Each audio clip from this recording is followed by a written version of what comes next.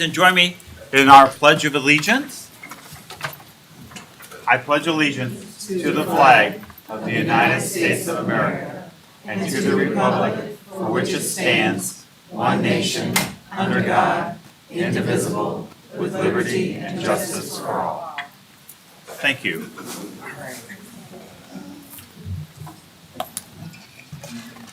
Hello, press. Hello, Bill.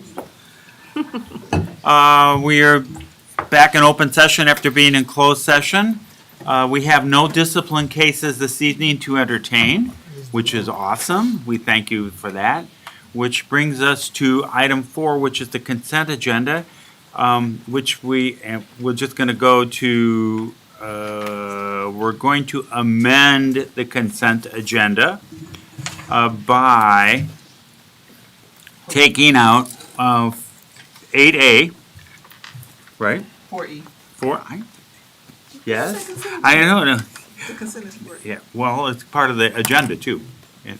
So, we're going to take out 4E out of the consent agenda, and we're going to make that item 5A. So we will entertain HR as the first order of business after the consent agenda, which is, and then also in that consent agenda is all those items. We have an agenda approval as a different thing, but it should be in there also. As part of that consent agenda is the agenda approval. We're going to take and remove item 8A. 8A. We will not consider this evening. Okay? Item 8A is out. Tuition payment for dual enrollment. Okay? And public comments will become And 5A. Yeah, I said that already. And we will also come back into closed session at the end of this meeting. It'll only be a closed session for our purposes only, and no action will be taken. Okay, so we'll stay, you get to go. So, any questions, board members? If not, I would entertain a motion for approval of that. I move that we approve the agenda as amended. Thank you, 4E and 8A. And I have a second also? Yes? Okay, roll call vote, please. Mrs. Corey? Yes. Ms. Kane? Yes. Elder Park? Yes. Pastor Miller? Yes. Mrs. Schrader? Yes. Mrs. Holler? Yes. Dr. Ashton? Yes, motion passes 7-0. That brings us to item 5A, HR.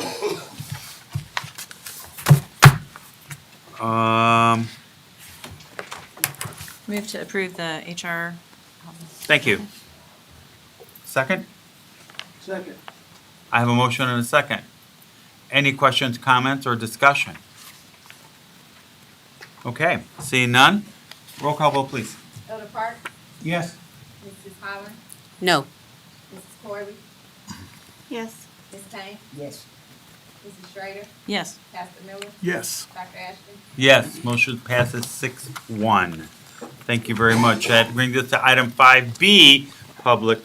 Before we do it, can we do some introductions of what happened in the HR report? We're going to introduce some people. Oh, yeah, absolutely, please. So I'd be glad to. I'll actually start with buildings and grounds. If Mr. Oldfield and Ms. Paps could come and introduce some new additions to our team, please. Oh, take over. He likes my commenting. Let's see, Mr. Matt Lewis, is he with us tonight? There he is. So Seth will do those two, and then I need you to do everybody else. So Seth will do the first. Yep, you're perfect. Come on up, Matt.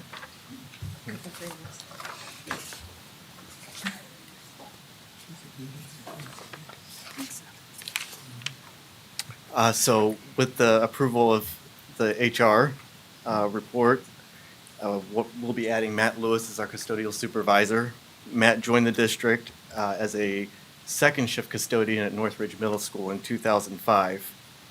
In 2009, he was promoted to head custodian at Edison Elementary, and then promoted again to head custodian at Northridge in 2011. Fast forward to 2021, he was promoted to the position of head custodian at the administrative buildings. And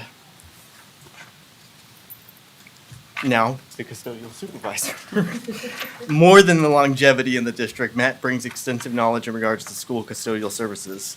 He is quick to volunteer and lead committees with the other custodians, such as what type of cleaning equipment we're going to use, what are our cleaning standards.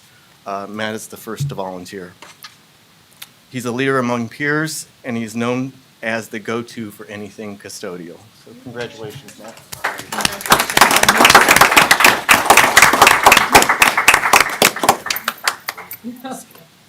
Okay, you're good. Congratulations. Tyler Weidenberger. It's big. Good evening, Board, Dr. Geddes. This is Tyler Weidenberger. We call him Shorty for kind of small. Can't hardly see him when he's around. No one knows who he is because he's so little. He joined our family here at District 118 in 2019. He's been working in maintenance this entire time. I was happy to bring him on when we did, and I knew his talents prior to, and with him brings a lot of knowledge and skills. He's been a tradesman in construction for many years. Tyler is spot on from time to time in planning and executing different projects. I've had him do some things throughout the years since he's been here as one of our maintenance personnel. He and Dan work really well together, and I'm really, really pleased to have Tyler come in and be an assistant and to try to mentor him the best I can. I don't know if I'm a good person for that. He filters better than I do, I'm sure, but I am really pleased to have Tyler make this move and come and join our administrative family. So, Tyler, do you have anything you'd like to say? Just thank you for the opportunity, and I'm excited to work with Skip and help him with some of the load.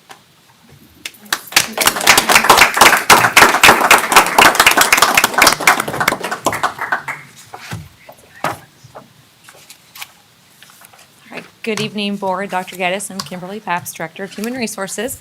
We have two more people to introduce tonight. We're very excited to bring to the team. We'll start with Miss Elizabeth Cozat, if you'll come up. Miss Cozat. Now, Miss Cozat truly is like the jack of all trades. She's been with our district since 2007. She started at Cannon Elementary School in the basement. Let's see, she's got a few of her principals here. We've all been with Miss Cozat. She taught our students with emotional disabilities, did a phenomenal job, stuck with that program for 13 years. She was the leader. She was the go-to for both special ed and gen ed, still is. She moved to the high school in 2020, teaching special education, and now starting next year, she's moving to one of the assistant principal positions with a few of our other colleagues here at Danville District 118. She'll be at the high school. She's going to bring much experience, much knowledge. And truly, if I had to say anything about Ms. Cozat, it would be her genuine love for students, her commitment to the students, but also the community. She knows these agencies like the best, and I'm excited to see what you bring to the team. So, congratulations. Thank you. I was told to make it short and sweet, but I just wanted to thank everybody for this opportunity. I'm really excited. I'm excited to work with the administrative team, like the teachers and the community, and it's just like Danville's my home now. Yep. So thank you. Thank you, Ms. Cozat. Congratulations. All right, next up, we're bringing back a Danville face, Miss Markeisha Parker. If you'll please come forward. Markeisha will be joining the HR team as the Assistant Director of Human Resources. She's coming back. She's back. Coming from growing up in Danville, Miss Markeisha started with a few short months at East Park back in '06. Yeah. Moved on to Liberty Elementary for 9 years. Was a leader there, unit leader, leader among the teachers, extracurricular coach. Moved to the high school, was an assistant principal there for 4 years, and then ventured over to Northeast, where she was very successful. The families and staff loved her very, very much. And then took a very short break for 4 years to learn from Urbana, thank you, But she's going to come back this very soon, very soon, and take over as the Assistant Director of Human Resources. She is bringing in lots of experience and knowledge for hiring and recruiting. We as a team are excited. We as a district are excited. We get to bring back one of our very own. And I think the best thing I can say about Markeisha is not only with her experience and knowledge, but her enthusiasm and her true, you just light up. The light up personality is going to go a long way. So we're excited to have you back and welcome back.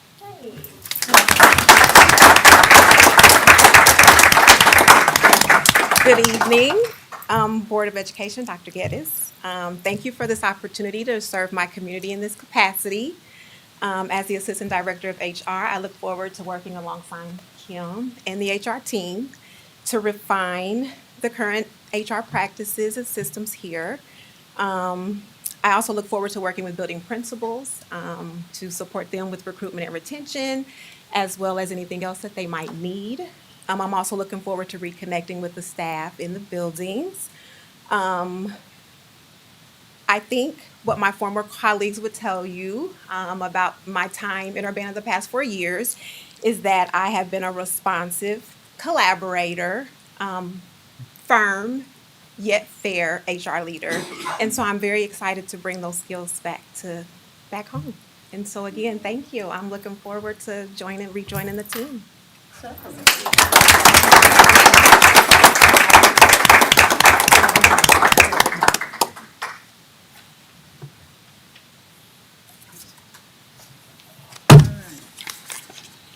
Woo-hoo, any more happiness? Okay. Yeah, we have a whole night of happiness. Yes, hang on, strap yourselves down because we're gonna have happiness. How about some public comments? Well, this will be happy.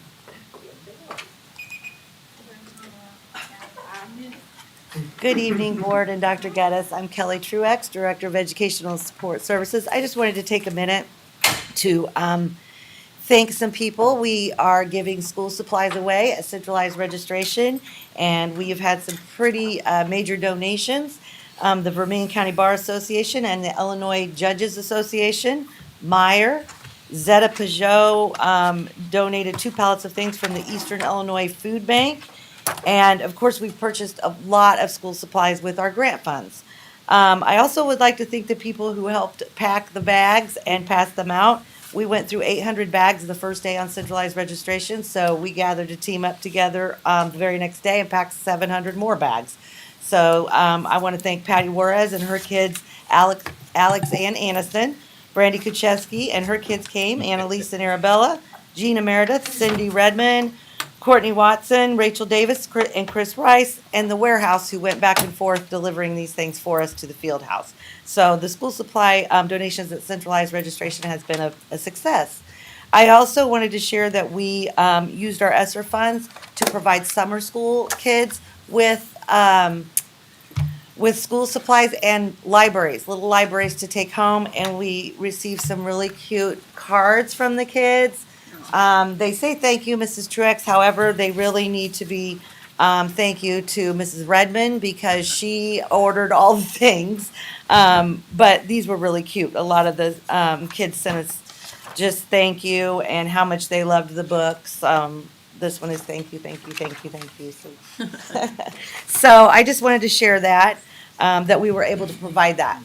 And we used, I'm sorry, it wasn't our ESSER funds, it was our after-school programs, after-school and extended year. We used that money to provide summer school little libraries for home. So thank you to everyone. I hope I didn't leave anyone out. Thank you.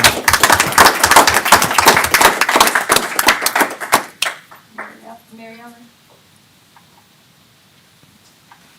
All good news so far. Yes, very good news. I just wanted to thank the board. You allowed us to go to Dallas for Summer Institute this year. It was a rousing success. There's several people here that went. We loved it. It was a good change for us. The energy was fabulous.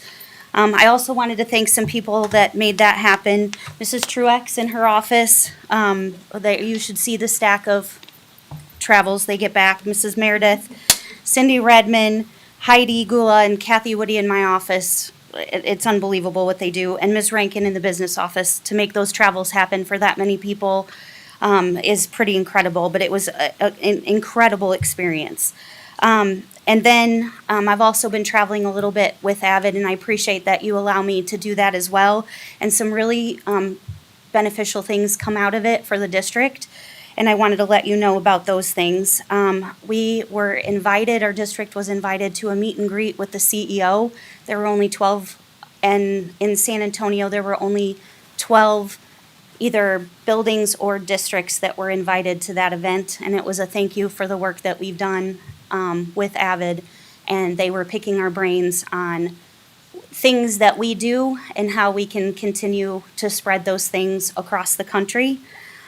We've also been asked to host a regional path, meaning that they want us, because we keep having paths here, they want us to host one so that other districts will come here besides just the little ones that we've had with districts around here.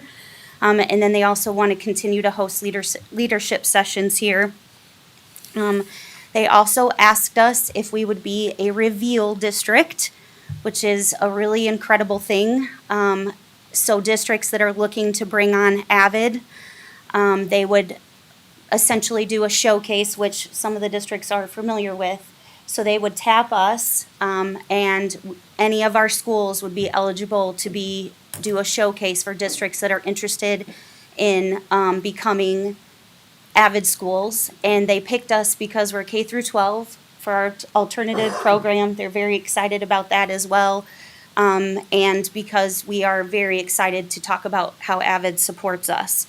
And also, we were selected to speak at national conference to talk about how we've used Avid to change, to have a positive spin or a positive impact on our students. So we had some really good things come out of that. So we appreciate that there are some big benefits for the district and for our students because of you letting us go to Dallas and letting me do some of those extra things. So we appreciate it. I think anybody else that goes would tell you that we appreciate you letting us go. Mrs. Paps was there this year too. She can back it up.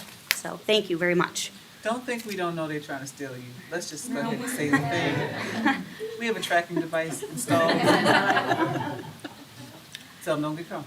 Is the national meeting in Honolulu, or where's that at? It actually is in San Diego in November this year. Well, that's it's just almost as good as Honolulu. Yeah. Okay. Yeah. Don't they need board presidents or anything like that? They always are welcome. They would love to have board members there. They want people. Do you hear that, to see board? what it's about. They love Don't make her any more valuable to them. The president wants her to meet with her. That was an accident. Can that be covered by ESSER funds? Yes, you can. Yeah, that's a violation and a half. Okay, that was good. Well, that was good news. Very good. Uh-oh, might go downhill here.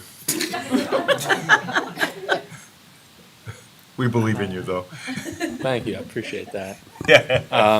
Dr. Geddes, board, good evening. I'll be very brief, but here to share some good news and publicly recognize our AP Government class and their teacher, Ms. Sue Sadler. So I have a short note from her, and then I'll add a few details. The students in Ms. Sadler's AP Government class embarked on a new adventure in the 22-23 school year. The class was extended from a semester to a year-long class with the addition of several intense projects. They stepped up to the challenge, learned a lot about the history of our government, how it works. Moot courts, congressional hearing simulations were done with students acting as lawyers, judges, and representing specific districts. And I can attest those were incredible experiences. Myself and Ms. Bunton went to several of them, and we couldn't have been more impressed. We even had kids participating from home via Google Meets who were ill because they didn't want to miss, and they were so dedicated to the class and what was going on. They held a presidential election, and allowing the kids to go through the process as candidates, political activists, and even media representatives to see how each group can influence an election. So in May, when they took the AP test, 50% of the students in the class who took the test received a passing grade of a 3 or higher, which, depending on where you go to college, but it is pretty standard that a 3 or higher will get you college credit at a 4-year university. And so I wanted to publicly acknowledge the students in AP Government and Ms. Sadler. I'll add, in 2022, a year ago, or 2 school years ago now, when the class was a semester, 23.8% of the kids got a 3 or higher. We're not 50%, which is, while slightly above, is still above the state and the global average for students scoring 3 or higher on the AP Government test. And last year, or 2022, we had 0 students score 5, and this year we had 2. And so we wanted to recognize their hard work and her hard work tonight. So thank you.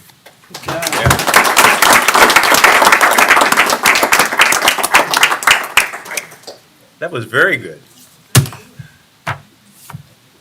That it? Okay.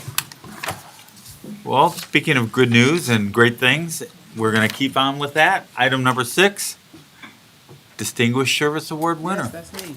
Okay. Yes. I really wish they had given me more information about it. So when I bring this award-winning person up, they're gonna tell us about it. But I would like Mrs. Jennifer Woodrow to come up, as she was selected as the recipient of the 2024 IESA Distinguished Service Award for Music.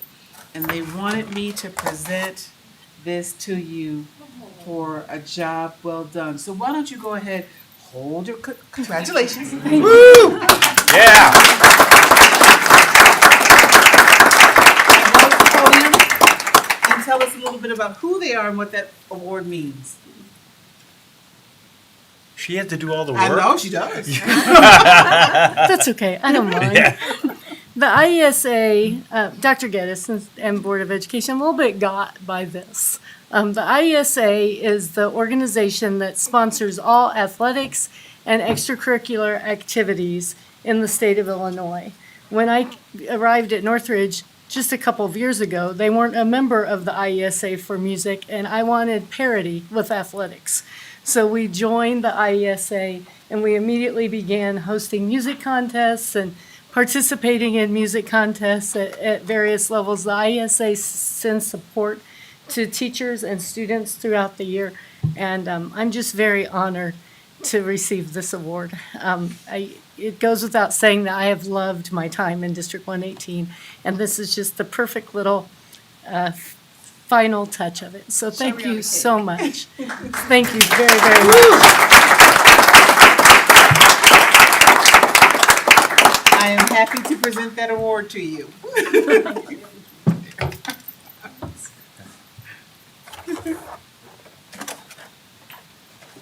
I assume you've been staying very busy. I'm getting ready to take a cruise. Visit me. So yeah, absolutely. I'm just keeping a little busy and hope to be back in a classroom sometime, maybe in the fall. Okay, excellent. Enjoy the cruise. Thanks. Well, that's awesome. Okay, unfortunately now we have to get to some work. So, but it's good work. Items 7. Lots of 7s. Lots of 7s. 7A. You taking over? I'm taking over. Okay. I'll be up here for a while. Educational support. Support us. Good evening, Board of Education and Dr. Geddes. I'm Kelly Truex, Director of Educational Support Services, and it's the time of year when we do end-of-the-year summaries for our community agencies that we have provided services to our students using our ESSER funds. Our first community agency is It's In Your Head LLC. This is a new agency for fiscal year '24. Hunter LaFave and Hannah Klingon have a little presentation for you, but I will let you know that they are proposing to provide stress relief sessions to including in-person and virtual lessons and PD for all District 118 staff. In addition, they would do the 3 half-day professional development days, provide up to 4 breakout sessions, and also participate with KDBA again this year. They did participate last year with KDBA, sort of as a pilot thing, and I think KDBA loved them. Mitzi is here for that. And so I'm going to let them just share a little bit about what they did last year and what they would like to do this year. This is Hunter LaFave and Hannah Klingon. Thank you, Ms. Chooks. Hello, board. Dr. Geddes. My name is Hunter LaFave. I'm the founder and CEO of It's in Your Head. Before we go into our presentation, Hannah's got a little handout here, just some things for you guys to look over. And before we explain what all we do, we'd like for you to look at that first page there and also what's up on the screen to let the people that have worked with us speak for how they enjoyed working with us and the benefit that they got there. And the other thing I'd like to do is just to start off with a little practice that we utilize. And it's just taking 3 deep breaths to help to calm us down. So if you guys would like to join in today, we'll just sit up nice and tall, everybody. Relax your shoulders down. I'm going to start by blowing out our air. We're going to take a deep breath in through our nose, deep into our belly. Open mouth, let it go. 2 more deep breath in. Let it go. Last one, full breath in. And full breath out. I feel a little more relaxed just after 3 breaths there. So I grew up here in Danville. I left shortly after high school to start a career as a commercial diver. So I worked in deep sea construction, and after over a decade of life-threatening work there, I was diagnosed with late-stage cancer. I started It's in Your Head as a support system for those going through cancer, for all the information I didn't receive there, all the tools that helped me heal and be prosperous through there. But that was a bit heavy for me to work in there, and it really felt like I was just on the back end of things. And I switched my attention to want to focus on anyone and everyone, no matter where they are in their life, so that they can feel their best and hopefully avoid going through a lot of the things that I've gone through. So when I returned home here in 2021, I saw the great need that there was here in the Danville community, and I knew that I had to stay. And that's when I met Hannah. Hi, everyone. I am Hannah Klingon, and many of you know by now, you've maybe met Hunter. He's been out and about in the community sharing his extraordinary story, but not many of you probably know me. So I want to take just a moment to introduce myself. I am a certified behavior change specialist and acting as the director of development here at It's in Your Head. I actually grew up in this area as well, attending the Community Church of God on Bowman Avenue and playing at the Danville Tennis Club here in Danville. I left after high school to study psychology at DePaul University, where I became obsessed with the biological, psychological, and social factors that influence mental health and well-being.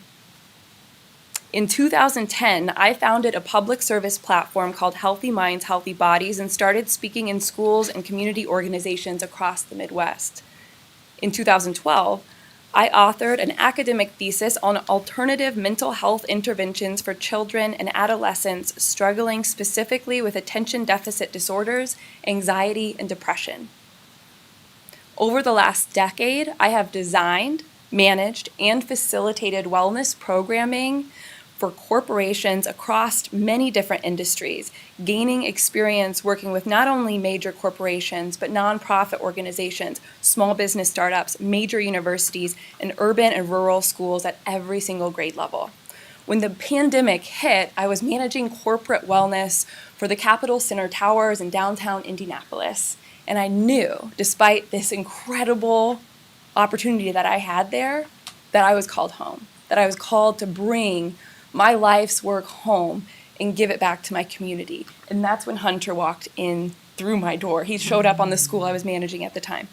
But we have come together to really look at what we needed growing up as students here in this area and looking at all of the factors feeding into what the students are up against today to build you custom programs to help support in this post-pandemic aftermath.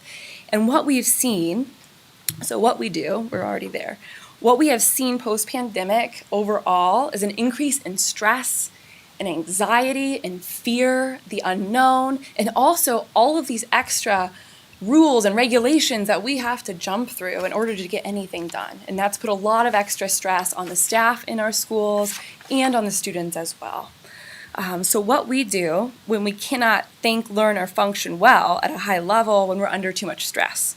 So our programs are built to catalyze positive behavior change across organizations through the introduction and implementation of evidence-based strategies that focus on lowering stress in 6 key areas. And these key areas are mindset training based in positive psychology, breath work and movement practices that are supporting nervous system regulation. We do some foundational nutrition education, sleep support, and communication skills. So mindset, breath work, movement, nutrition, sleep, and connection are what we've identified as the 6 key factors. If you can help people make little positive changes in these areas, it will make a huge impact collectively. So from here, we hope to bring in programming that can provide information, tools, and support to help your students and staff build habits that improve their overall mental, physical, and emotional health. And just to help you understand exactly what we do a little better, I know that Michael with Gateway has been in here to describe to you what happens when we default to our survival mode of our brain. And the purpose of bringing those horses in is that the heartbeat helps the kids regulate, and the movement on the horse helps the kids regulate and get out of survival mode. What we're doing is the exact same mechanism. We're coming in and we're teaching kids how to regulate their breath, stimulate their vagus nerve, and it's a way to train your body to calm down so that you can think clearly, you can see clearly, you can make good decisions, not only for the work they're doing in school, but in the relationships they have with their peers. So that's what we're doing. We're equipping the students and staff with regulation techniques because there is this thing called co-regulation. And the teachers are actually setting the standard. If the teachers are out of regulation, the kids don't have a chance. The teachers have to be regulated because the students physically feel and can regulate around a teacher that is grounded, that has their stress managed and under control. And that's when, again, their brains open up, they're able to learn and process information, they're able to regulate their emotions, and they're better able to maneuver social relationships. So Hunter's going to describe to you what we've been piloting this past year. So a little bit about our staff feedback here. And first, my mother was a teacher here at District 118. So she spent her whole career here at District 118. She was a special ed teacher, worked with learning disabled and behavior disorder kids, and she loved those kids. She always went the extra mile. And I remember in the middle of the night, her getting up to bring kids clothes and go to their homes to help them even. But she had to quit just shy of her retirement because she was burnout. She didn't have the skills or tools necessary to get her through those stressful moments. And I remember how that affected our home life as well, too. So this is very near and dear to my heart to be able to work with the staff here. So I want to share the tools necessary to support your staff and give them the ability to best take care of themselves. This year we hosted quarterly PDs at Kenneth D. Bailey, Edison, and Mark Denman, and shared a 2-part PD series at the All-District PD Day. And of the teachers surveyed, 100% found the program helpful, and 65 said they witnessed students applying these tools inside or outside the classroom. Educators expressed gratitude for practical tools that they can use in and out of the class, and breathing techniques to manage stress and anxiety. So for the students, we offered 15-minute regulation sessions in the classroom and small group practices for students that needed extra attention. 95% of the 91 students surveyed said that this program was helpful, and 90% said they applied these tools and lessons inside or outside of the classroom. Not only did these students participate, they would stay after the bell and would ask poignant questions week after week, showing that they were practicing these skills at home. They were thinking about it, and they were applying them in their own life. One of my favorite things we heard from many students was they would ask when we'd start is, are you here for me? Did you do this for me? And I was like, I know we're getting right to the exact issues that they're dealing with there. All right, so on for just our proposed services for this coming school year. First, we'll talk about staff support. Our staff wellness offerings are designed to meet teachers and staff where they are, so making it really easy and accessible for them, and bringing them simple and effective evidence-based techniques to reduce stress, increase energy, prevent burnout, and improve focus, communication, and morale, ultimately strengthening your entire school system. We have built out a full year of programming for District 118 staff to share information to support their health and well-being, mitigate stress, and train them and demonstrate and practice regulation techniques that they can use in and out of the classroom. Our plan includes our 3 anchor trainings on those 3 all-district PD days, quarterly workshops on location offered to each school, and biweekly or monthly 30-minute stress relief sessions hosted at each school, as well as a virtual catalog of daily practices that they can access to reinforce these things and so that they can learn and repeat them until they've integrated that knowledge and understanding. So we feel that this is very easily accessible for the staff because we're coming to them. We're not asking them to take a lot of extra time out of their day. And again, the virtual practices will be short and help reinforce this information to train your whole staff up in these areas. As for student support services, we connect, when we're working with the students, we're really connecting through storytelling and sharing from our own lived experience. And I think a big part of our work is helping to break down the stigma around mental health so that kids feel more safe opening up and talking about these things because it's a human struggle. So for our student offerings, we connect through storytelling and the demonstration and practice of regulation techniques. We would like to offer 15-minute regulation lessons in the classroom, small group pullouts for students that need more support, and a virtual catalog of regulation practices that can be utilized in the classroom. We believe with consistency and repetition, students will learn these principles and practices, and it will enhance their ability to learn, regulate their emotions, take better care of themselves, and better communicate, empathize, and cooperate with one another. And the last one here. This is more than just support for students and staff here. This is educating the community on how to best care for themselves. So Danville as a whole can be more empathetic, peaceful, nonviolent, and a prosperous community. Thank you very much.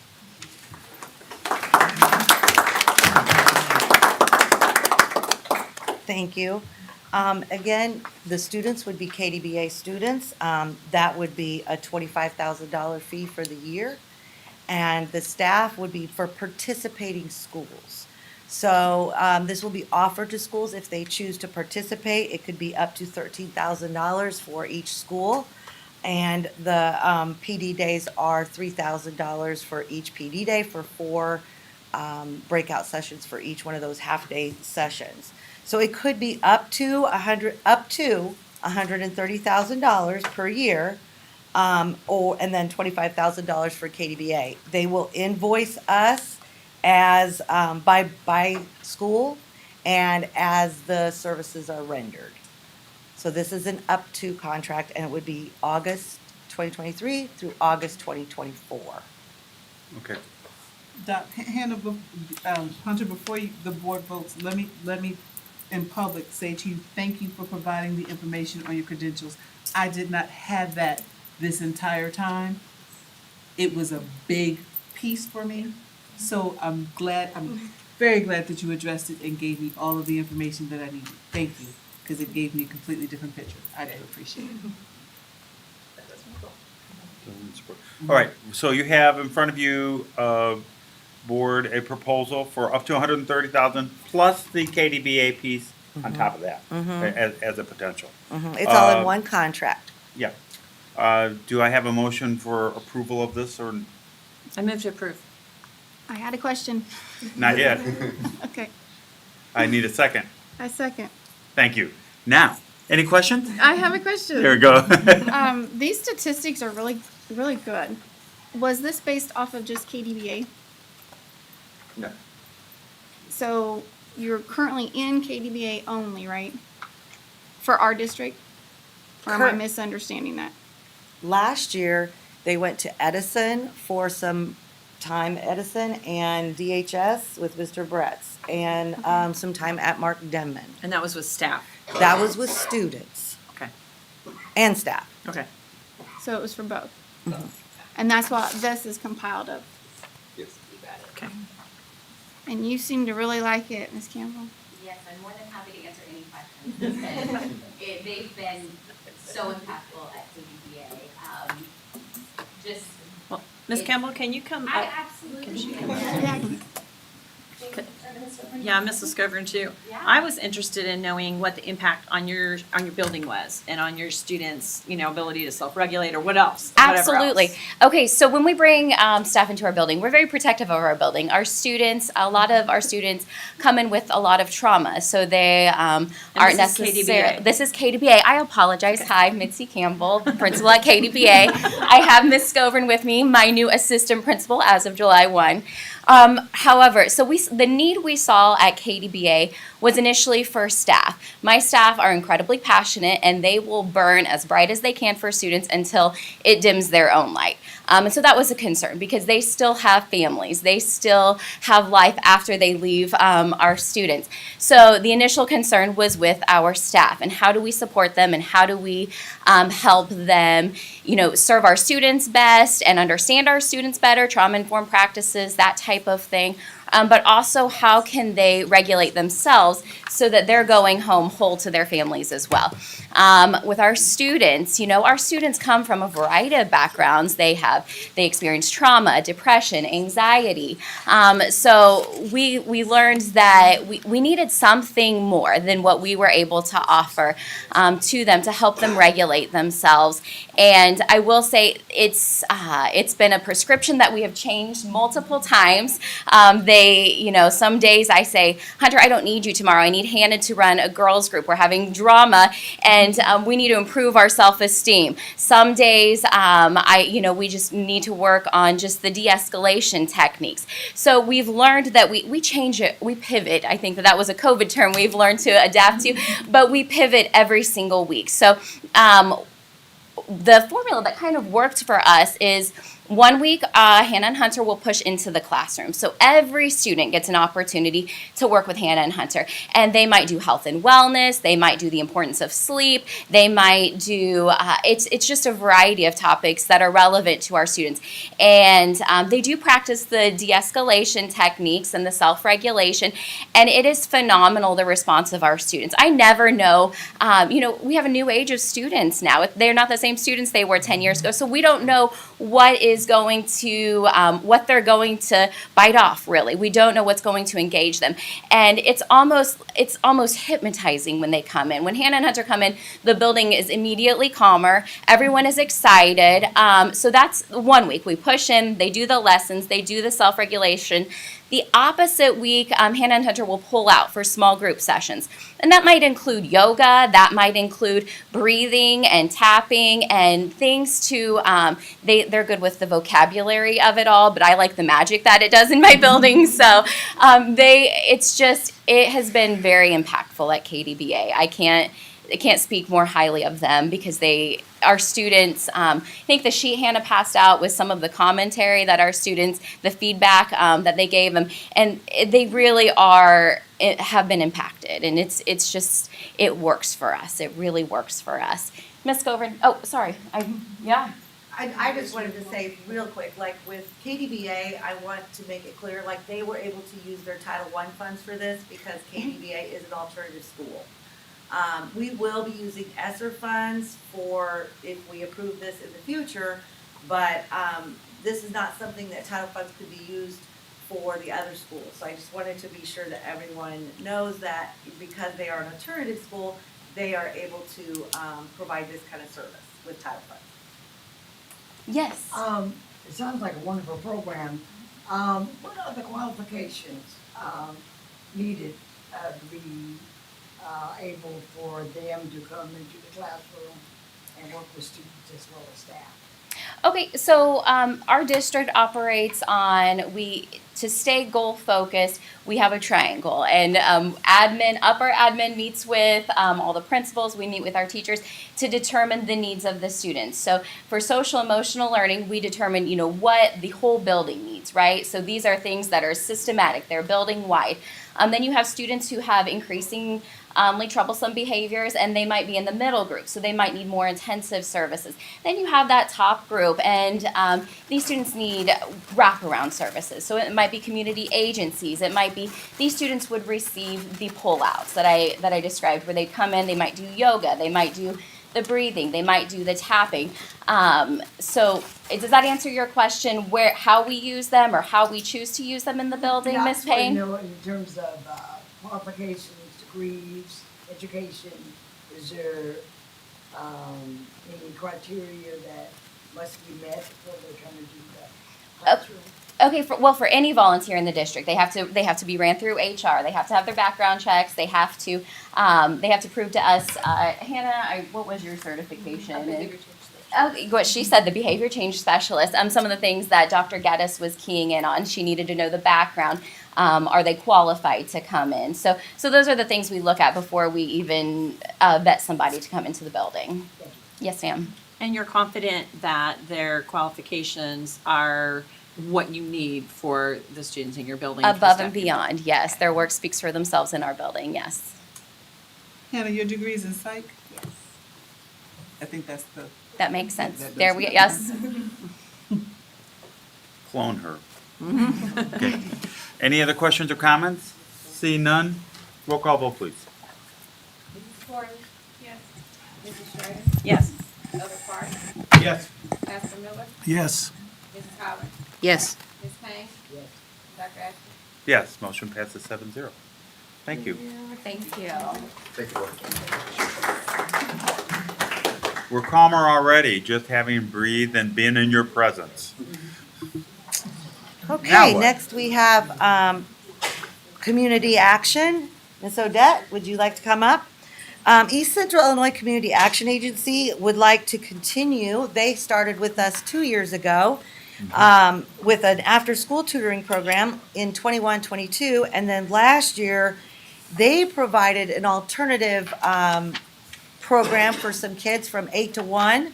It was very successful, and they would like to, their previous agreement expired in August of 2023, and they would like to start August 2023, go through August 2024, again, with after-school tutoring and their alternative placement program.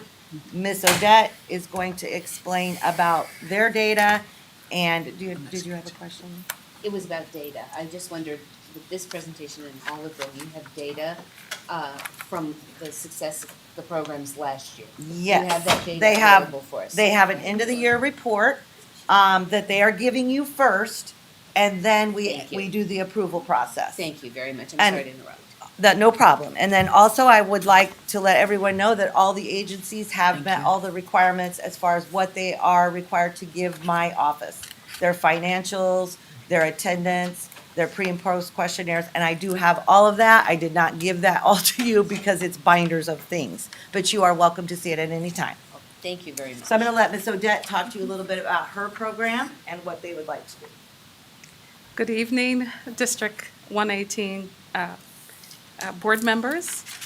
Dr. Geddes isn't here, but I extend my good evening to her also. I'm Odette Hyatt Watson. I'm the Chief Executive Officer of East Central Illinois Community Action Agency. With me is Miss Ann Porter, and she's one of our two fun in the crowd. I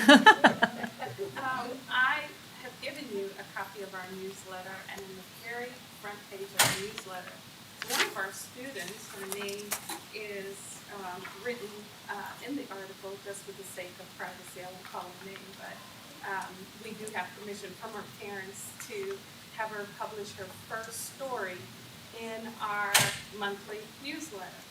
And this is a young lady in our program that aspires to become a journalist. So we told her we would give her an opportunity to read an article, summarize it, report on it, and what you are looking at is actually her own interpretation of what she's read, and I wanted to share that with you. Inside the newsletter, you will have an immediate chart on page 1, which gives you an outcomes report from our summer program. And you will see in the original report that is sent to Ms. Truex and Ms. Pascal, those reports have names on them. So these have been altered to ensure that we protect the privacy of the children. So what you have here is that we have 13 students that are enrolled in our summer program. However, our average attendance are 8 students. Some of them were already enrolled in a summer program. The test scores, outcomes that we have given you are based on those that we believe have been attending more regularly. Therefore, we're able to give a true look at how those children were progressing. This summer, we covered math skills, and you can see we have from first all the way to 7th grade in our group. And you can see based on pre and post test scores, what the math, the phonemic awareness skills gains were, comprehension gain skills were, and handwriting skills. We meet with them Monday through Thursday between the hours of 9 and 12. Miss Ann and 2 other tutors have a very planned out schedule, a routine to go over these essential skills. And they even put in a half an hour of arts and crafts with the children, but truly, majority of the time is strictly academics. So sometimes, even though we try to make it fun, we have some that protest that they may not want to come to us, but we see gains, and that's the most important thing. And then Ms. Ann brought to my attention, we have, I put in our report that of the 8 children that attended on a regular basis, we had 3 that had IEPs. However, I can only count based on what I have in the file. There were actually 4 children with IEPs, but one parent just chose not to give us that information. Nevertheless, we were able to give them a lot of one-on-one tutoring, which we believe has made a difference, even with our children that have IEPs that just learn at a slower rate, but nevertheless, we saw gains. Are there any questions on the summer program outcomes report? I do have a quick question. Do you have the same level of parental involvement with the summer program as you do? I know that part of the magic of what you do is that you're able to talk to the parents when they drop them off. Do you find that to be the case in the summer program as well? Parents are still the transporter and the pickup person for the children, so yes, they're able to give immediate and daily feedback to the parents, especially with our children that may have some focusing issue. And I know Ms. Ann could probably tell you a little bit more, that they do work individually with the parents to talk about how we can approach that at home so that when they come to school, they have the technique not only in an academic setting, but also in a home setting where they're taught to focus. So we do talk about enough rest, getting the children to bed on time, and then being careful of how much television, that there needs to be some control over that. Ms. Ann, do you want to talk a little bit about that? Good afternoon. Thank you for the opportunity to come before the Board of Education, Ms. Gaddis, and the rest of the board. I'm not a public speaker, but my experience as being a tutor at the Community Action, it's been very rewarding for me because, like Ms. Odette said, the kids we have like 4 kids that are special needs. And I never had worked with special needs. Well, I've never really worked with the children before, but it's been very rewarding to see how they have come and blossomed through the program. And it's not an easy task, because we have one that's autistic and one that's ADHD, and 2 of them that just don't focus. And what we do little games in the morning to try to keep the kids focused. We present them with different techniques. The tutors come together and we discuss, just ways that how we can reach the kids. And it's been very rewarding to see, and the parents give us the feedback, saying the teachers send their progress reports and said that they see a very improvement in the kids, in their focus and their academic. Yes. So we may not necessarily have the degrees, but we do sit down and watch and talk to the children and talk to the parents and know that definitely these are some of the techniques that we need to do at home and while also there in our session to ensure that they're more focused and more successful, and it's actually working. Yes, ma'am. I know with you at the helm, it is always going to be a successful program. When school starts, will you give this data, information to the schools where the children are attending? We haven't done that, but what we do get is that we'll hear this is a different child. We will get that feedback. We get that back from the parents. And then we have had some principals that have called and recommended students for us to work with. So we carry these babies hopefully into the next year, and we kind of know them by now and what's the routine and what do we need to definitely get your mind ready because it's academics time now. So we work with the parents and let them know that they have to do specific things with their children in order to ensure that they have successful academic experiences. So I am the elder sister of a brother that has special needs. And there are things that you can do within the home to create routine, to create discipline, to create focus. And that can also be transferred into the classroom to ensure that the students learn at their rate and get the maximum potential out of that experience with their teachers. So, you know, I don't have the degrees like the others, but we definitely know what it takes to get them to focus in. And we also encourage the parents to hear what the teacher is saying, because sometimes we verify what the teacher is complaining about. And when we say, this is what the teacher is saying and this is what we need to do in order to get this child ready for school, they also, with some cultural connections, I think they believe us and they're able to implement things a lot differently. Yeah. How do students get referred to your program or become part of your program? It has been referrals from principals. It has been word of mouth from other parents. And then in the Hispanic community, where we have a good amount of students that families, their first language is Spanish, and we do have an interpreter within the agency, we get word of mouth referrals that way. Also, if someone calls the district and send them to my office. Yes. And I can refer to Ms. Odette. Yes. What grades? What grades? Kindergarten to 12th K through grade. 12? Yes.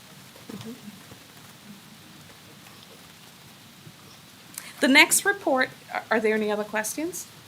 All right. The next 2 pages, if you look at page 2, you will see this is the end of the year report for the after-school program. On page 2, we had 2 students with IEPs. Technically, there were 3, but we can only count what we have in our records. 4 students whose first language is Spanish, 2 African-American students from low-income families, and 1 African-American student that had some processing math issues that we were able to work with. Based on pre and post test scores, we saw an average of 95% increase in our math scores. We saw 95%. Comprehension rate, we did see 80% in the comprehension scores. Students that were in the accelerated reader program, that was a struggle. But 100% of those students were passing their weekly accelerated reader goals. And then, of course, we had to work with handwriting.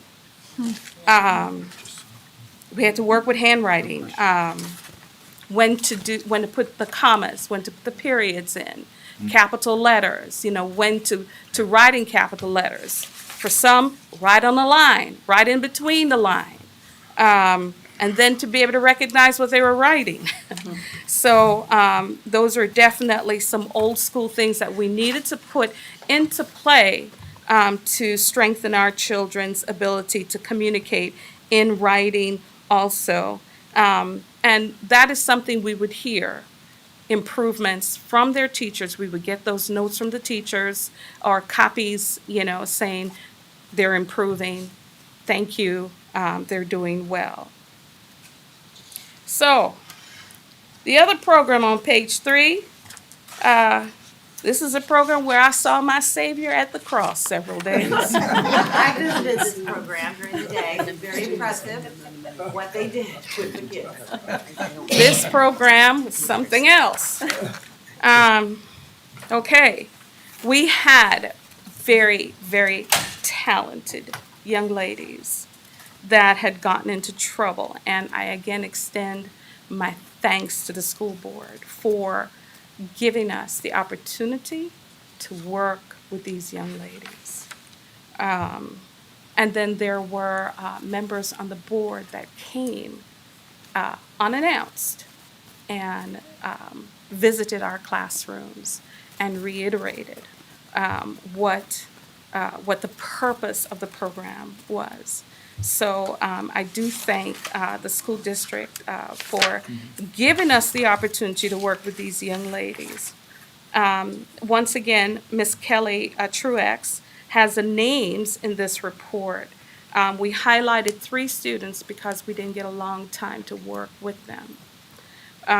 This was a program where we had to deal with a lot of social emotional issues, talking conflicts out. There were times that girls were around the table crying because they had gotten into a fight and they had been tested quite a bit and they overcame. So the 3 girls that you see, student 3, student 5, and student 10, basically on average got C's, and one should have done better, but she got a D. But please note the other students that we worked along with, they completed an average of 111 assignments in English and in math, and they did very well. And then also, we were able to really address some math pockets. So not only did we have to deal with them social emotionally, we had to diffuse a lot of incidents of anger and additional fights. But we were able to work through that over a 6-month time span.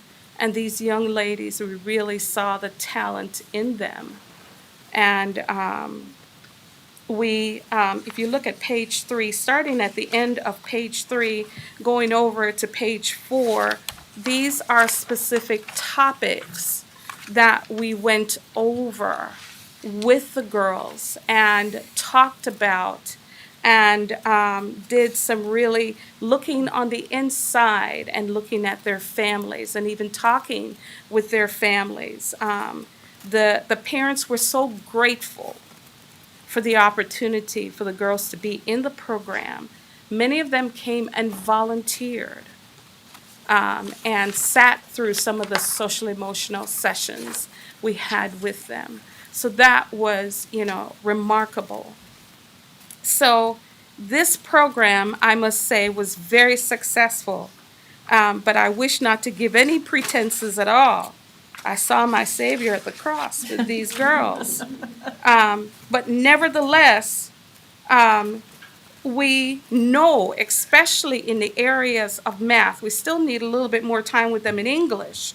But in math, we were able to address some serious pockets and strengthen their math skills. And then when they began to realize that there were things that they could do academically, little by little, some of the other little distractions kind of dissolved, to be very frank. We were able to address some things with them, how to be respectful to your peers and in the environment and so forth. But after a while, they got into the routine where their quiet space was serious times for study, where we got a letter from the tutor with the Odyssey program, wrote us about two of our students that he said that he had never seen two students take their lessons so seriously, and really wanted to excel. So we recognized them at the end of the program year and really saw some serious growth, some wonderful growth. We saw maturity. And we keep up with them during the summer. We held math camps, sessions where we try to keep up with their ability to process math and to think critically and to really excel forward, because these young ladies have aspirations of being in the medical field, and you can't do that without good math skills. So, I was really proud of them, incredibly proud of them. So we have a plan to serve 15 more if allowed. And, we would like to. I have a proposal for me to share it. Sure. Okay. So, For the alternative program that she's talking about, that runs 8 to 1. It's about $110 per day per student, and they have 3 tutors and up to 15 students is what they would like. And the after-school tutoring program is $25 per hour for 3 hours per evening, 3 days per week, up to 20. Up to 20 students, or are we going to take up to 20 students? Yes. Now, in her original contract was 3 payments of $50,000. That was back in 21-22. Ms. Odette did not finish that contract. We just extended the dates until actually, what was that, June? I think it was June of 2023. So we do have for this year the same contract up to $150,000. However, she bills us per student. So that's how this proposal is written, is exactly as the same as the other one, although we did add the alternative program that is an 8 to 1 day that we would like to expand. For a total number of how many students?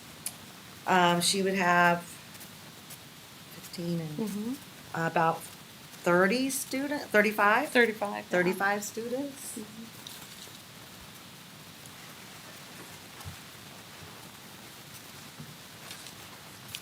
What say you, board?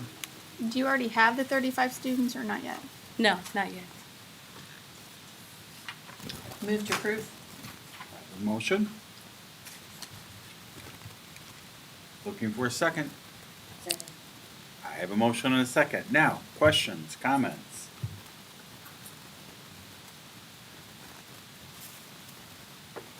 Thank you. Thank you for what you've done for those kids. Appreciate it. The results are incredible.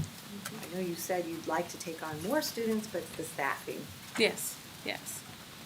And then also in trying to make an impact, usually what we notice the amount of pockets just from the pandemic, working with them and trying to strengthen certain skills, it doesn't happen overnight. So it's a little bit more. I'm just gonna comment, Mrs. Odette, about the 13 young ladies. Was it 13 that you had? We started out with 7 and we ended out with 11. Yeah. 11. Okay, those first 7, they had conflict, Big time. and yet you were able to keep the peace Yes. during the whole program. Yes. Okay. I think the world needs a little more of you. I think it would be a shame if they were not allowed to continue in the same vein. But I think I recall earlier, Elder Parks made a comment about he showed up and he was impressed by what he had seen. And he knew some of the issues of those particular three young ladies. And as an educator, it is not, it's hard enough with students who don't have a lot of emotional baggage. But if you've got emotional baggage plus academic learning, it's even harder to do. And the fact that you were able to show success to these students, to me, makes all the difference in the world. Thank you. That's great. And I just also want to say, I wasn't gonna make any comments, I was just gonna sit here and let you guys do all that, but, I can attest that, in speaking with these young girls, they've stated that they did not want to go to the high school, they want to be in this program. Because of how much this program has meant to them. And so I want to take my hat off to Sister Odette and Thank the you, sir. staff down there for the work that they do, because as she said, she's seen her Savior at the cross. I've been there where these young girls have acted up. And the staff has handled it, I mean, with the professionalism. And so I've said to them, I take my hat off to you all because of the work that you all are doing this. And Miss Odette, I know you've seen your Savior at the cross. And I know that the blood covered you. Yeah. Because if it had not been for the blood, I'm sure you would not continue there. But she has done a marvelous job there at the Community Action Agency. I am grateful to God that as the board chair, that we hired her. And so she's doing a bang-up job. I can tell you that now. The girls are all good friends now. Yeah. They're all good friends. We were able to resolve the conflict, and they're able to work through their differences. They still don't totally agree on everything, but they are good friends now.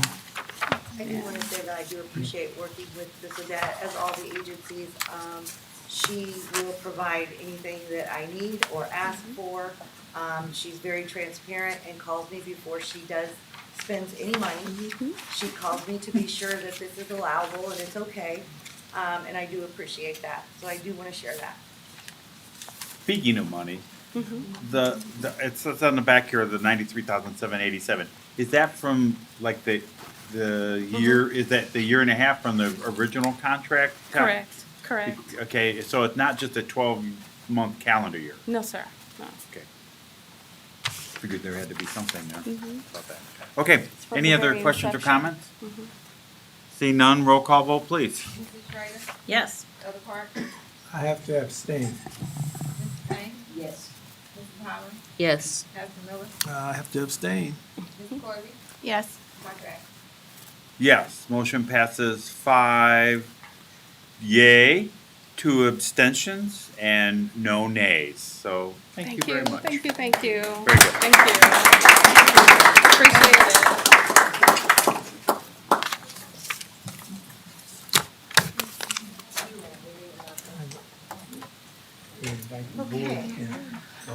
Number 3 out of 4, we have Deaf 20 program, and that's Dennis Forrest, if he would like to come up. He's requesting approval just to extend his contract from last year. He is not asking for additional funds.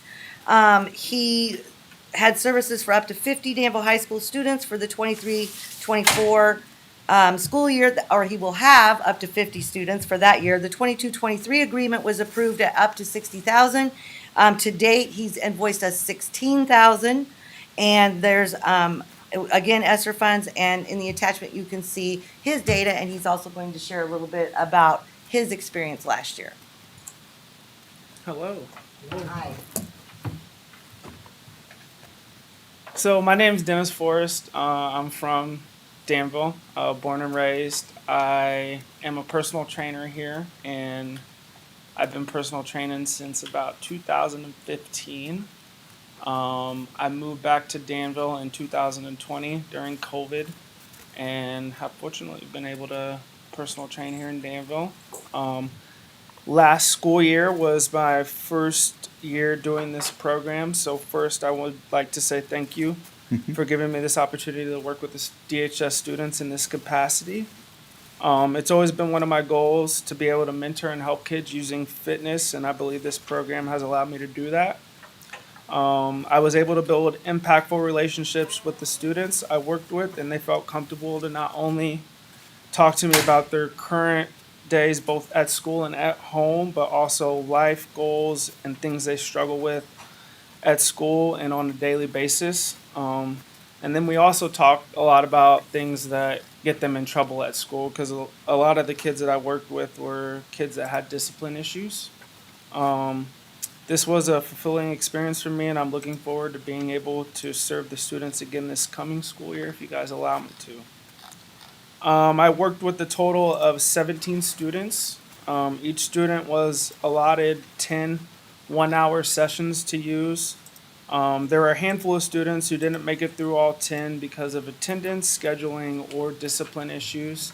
Kind of had to work out the kinks in the beginning with kids that weren't at school quite a bit. I had 6 students who made it through all 10 sessions. There were 5 students who were in the range of 7 to 9 sessions used, and then the rest of the students used under 7. Going forward, to help mitigate this, I brainstormed the possibility of working with students for a quarter of the semester, so about 9 weeks, to allow for a smoother experience for both me and the student and to kind of get them into a better routine. I realize I might not get to see as many students, but I think it will be more streamlined and allow for a better experience for both of us and help them kind of get some accountability and get used to coming up to the gym and that being in their daily schedule. So, typical session, fitness is pretty simple. We just like to make it difficult. And so my big thing was trying to get them to understand that it really is super simple. During the session, we worked on the combination of different movements from squatting, so sitting, standing, horizontal pressing, so your bench press, hinging, which is your deadlift, so picking something up off the floor, vertical pressing, so this is pressing an object overhead, and then horizontal pulling something closer to you. All right, and then vertical pulling, which would be like your pull-up, and then carrying, which one thing I like to kind of use with that is like you're trying to carry all the groceries into the house at once, all right, and not have to make multiple trips. So my goal is to teach students how to move properly and move for life, and these are great movement patterns to teach that. A majority of students were able to execute these movements perfectly with hardly any coaching, and I thought that was super interesting because it goes to show you that we're born to move, and as we get older, if you don't use it, you lose it. So everybody should be able to squat just as they once did when they were a child, so it's interesting to see that a majority of these students Okay. a majority of these students are able to move well, although they don't actively participate in any physical activity or sport.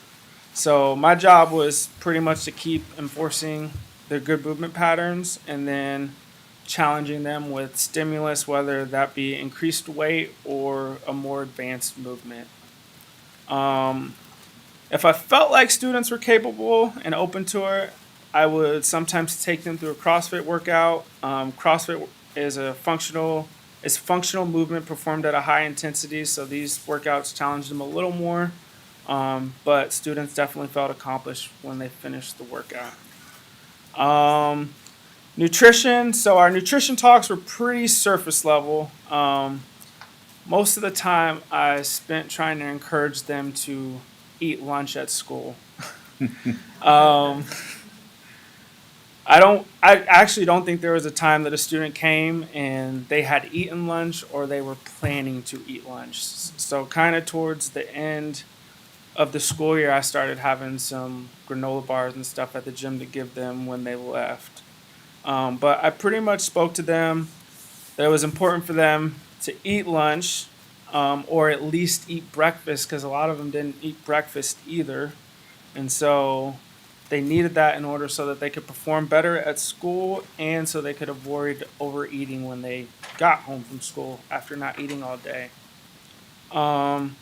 Two big lessons I wanted to get across to the students that I work with. The first being the importance of continuing to move forward even though things are tough. I used some of the workouts we did to give them a visual of what that felt like.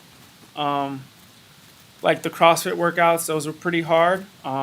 And I can assure you that everything in them wanted to quit during that entire workout. But each student got through it and felt accomplished when they finished it. I tried to explain it to them that it's very similar to life. Things happen, life gets tough, but you got to keep moving forward. Second lesson was about consequences. Like I said, I worked with a lot of students that had discipline issues, some that were more serious than others. My lesson to them that as we get older, the consequences we face from our decisions become more serious. So getting kicked out of school or in-school suspensions seem like a slap on the wrist right now. But as they become adults, I wanted them to keep in mind that those consequences become extremely serious. So I told them to always ask themselves what will the result of a potential result be of making a certain decision. I have Mr. Covey and Mr. Bases here to speak about kind of the things that they saw with some of the students that I worked with, and how the program helped them. So I would like them. Good evening, board. I'm David Covey. When Dennis invited me, he thought I was going to speak about one student, but I actually had a moment at graduation. You all are up on stage, and I actually am down the ramp handing out roses, and I saw a student come across, and they hugged Miss Cherry, and a lot of students do that, but this student just stood there for a little bit longer, and the hug was deeper, and it was just a clear connection. And it went off in my mind. I was like, I wonder if that's one of the students that works with Dennis. And so I asked one of the staff members that was there, and they're like, yeah, that was a student that had an issue, and Dennis has been working with that student the whole entire year. And so that stood out to me, that this student took the time at graduation. It wasn't just about a diploma, it was about a connection, and that these people helped him overcome something in life. So that really meant a lot to see and to witness and to make that connection. I also had a student that I had as a freshman who was a giant student. He's 6'7", 6'8". He's huge, and he was always up and down. One semester he got a C. The next semester he had his head down and he got an F. And so there was no consistency in his life. He was moving around. And one day he told me as a sophomore, he'd come in and check in with me in the morning, that he loved to work out. And so I said, I think I know of a program where you can work out. And I knew Dennis, I've seen some of the stuff that he does, and I know it's intense. And so I was like, yeah, this would be good for you. He jumped on it. Mr. Vogel had him sign up the very next day. And when he came back the next day, I saw sweat all the way down his back. And I had been thinking about asking Dennis to train me. And after I saw that, I was like, no. But the other thing is, he was happy. He was so happy to tell me about all the moves that they did, what they talked about.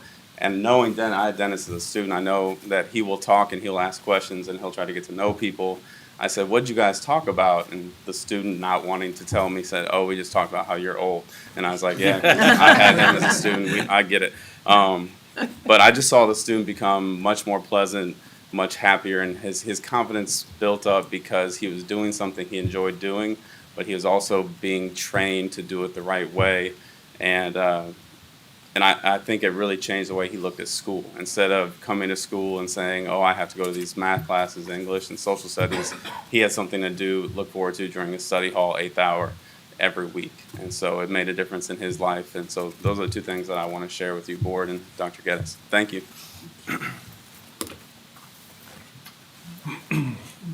Good evening, board. I'm Mark Bases, athletic director at Danville High School.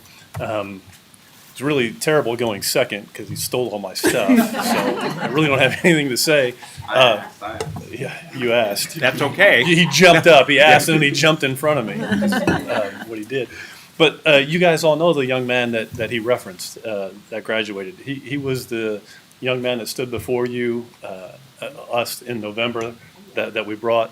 And he was a defeated young man after his incident on the soccer field, and he was totally shut down. And to see that all the way through at graduation is really cool. I would see him in the halls every day and have a very similar interaction with him as Mr. Covey described with his student. He was beaming, he was excited, he was talking about the workouts, he didn't want to miss any of them. And all these agencies that are here tonight are just one tool that we use for all of our students. And Dennis is just another way to reach some of them. As he said, some of his kids didn't hit all the target workouts, but the ones that did, it made a huge difference to them. We have one more. A young man had a less than stellar day outside of my office when he found out he couldn't participate in sports because of his grades last year. It was a pretty intense moment, and I thought to myself in the back of my head, that kid will never represent Danville High School, ever. I don't want him out. I don't want him part of our programs, so on and so forth. Fast forward to this summer, Coach Forrest pulled me aside about a month ago and said, "You wouldn't believe it. This young man is our model athlete. He's at every football workout. He sets the tone for them all." And he says, "And I know you don't want him on the field, but I'm telling you, he has totally changed." And he gives all his credit to Dennis as well. So those are the few of the success stories that we know, that we have heard and seen up close and personal. So that's what we have. Again, this is just for an extension this year, no extra cost for Mr. Forrest. And I know one of the questions that is going to come up before we go, I do want to give you all this. This is what each agency is responsible to give to me every year. I have binders full of all of this. Ms. Pascal helps me with this, and I just went through an audit. Things were okay in that area, so I will be, when I am audited, I know I will have those things. One of the questions that comes to me a lot is about sustainability, and one of the things that I am very proud of with ESSER funds is we did spend things on things that we were hoping that we could sustain.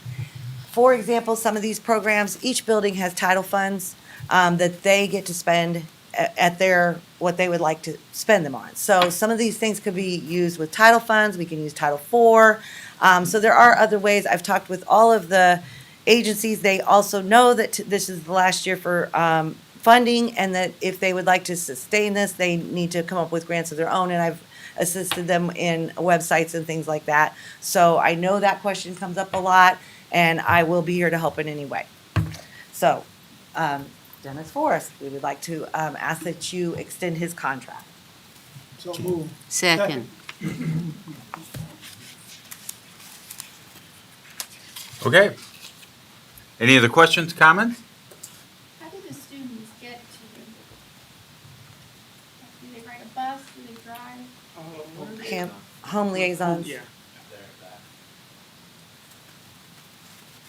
And how are they chosen? Staff members. It's staff identification by discipline and staff referral. I just want to say congratulations on being a new dad.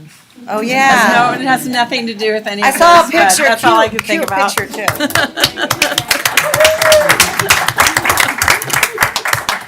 He looks pretty awake too. Sorry, I have no question. I've never heard of this program before, so I'm just kind of trying to catch up. Is it before, during, or after school? I'm assuming during, since they're taking. It depends. Yeah. I'm gonna let him tell you. It just depends on the student. So some students can come during school. Study hall time. Study hall time. If they can get there after school and get a ride home, they can come after school. It just depends on each student. Okay. And parents, what kind of feedback from the parents? I mean, have they said how it's affecting them? I haven't spoken to any parents. I don't know if They have to have parent permission slips, which I do have. I figured that. Yeah. I just didn't know if they had like because it seems like it's a positive thing. I didn't know if parents had said anything to any of the staff members or any administration, like, this is really making an impact on my child. I do have one kid that has come to a couple of the classes at my gym. I actually did speak to his mom through text message, and she did say how much he enjoyed it. That was one student. And he has been coming to some classes at my gym, and he enjoys it, so. Yeah. If you don't mind, I was very involved with this before I retired. But I had parents, we had a couple soccer players that we kind of started this program behind, and they live with their aunt, and she just went on and on about the difference that it made with them, and one of them graduated early, as a matter of fact, and so it has had a positive impact. The biggest hurdle was trying to get these kids scheduled once the school year had started. Because their schedules were set, but they'll have the opportunity to do that better this year because they'll be able to, we already have a list of students that we identified at the end of the school year last year. All right, thank you. Okay, so I would like to say something. In conjunction to the exercise and what I've learned in going to the gym, it teaches you a sacrifice. And it also makes you feel better about yourself. You talked about the breathing exercise. When you got that weight over you, you're gonna learn how to breathe right. I can attest to that. So I would simply say, Brother Dennis, not only for these students, but for all of us here, that we need to get in some gym to truly,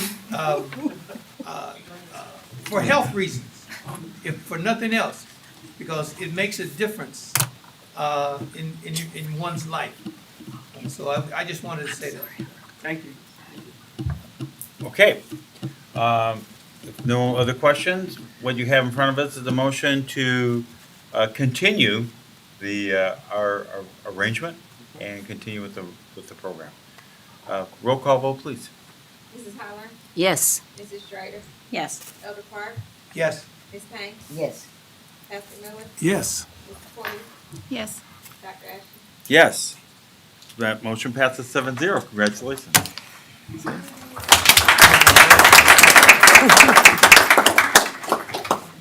Father. Okay, and finally, we have, It Takes a Village. And I need to, and that, I think this went on. It Takes a Village mentoring, have been with us since 21-22. They continued through the 22-23 school year, start using the Castle Curriculum Spark, which has been approved by our curriculum director. And it's a research-based curriculum. The pre and post testing results indicate the program is successful. You have that in your packet. They consistently serve 75 to 90 of the 100 enrolled students at Bark Dimon, Mead Park, Liberty, Edison, and Southview. And they did background checks, and most of these sessions are in-school lunchtime mentoring programs. Again, principals asked for this service. And last year, they spent $190,000, and they are asking for the same exact contract as they had last year.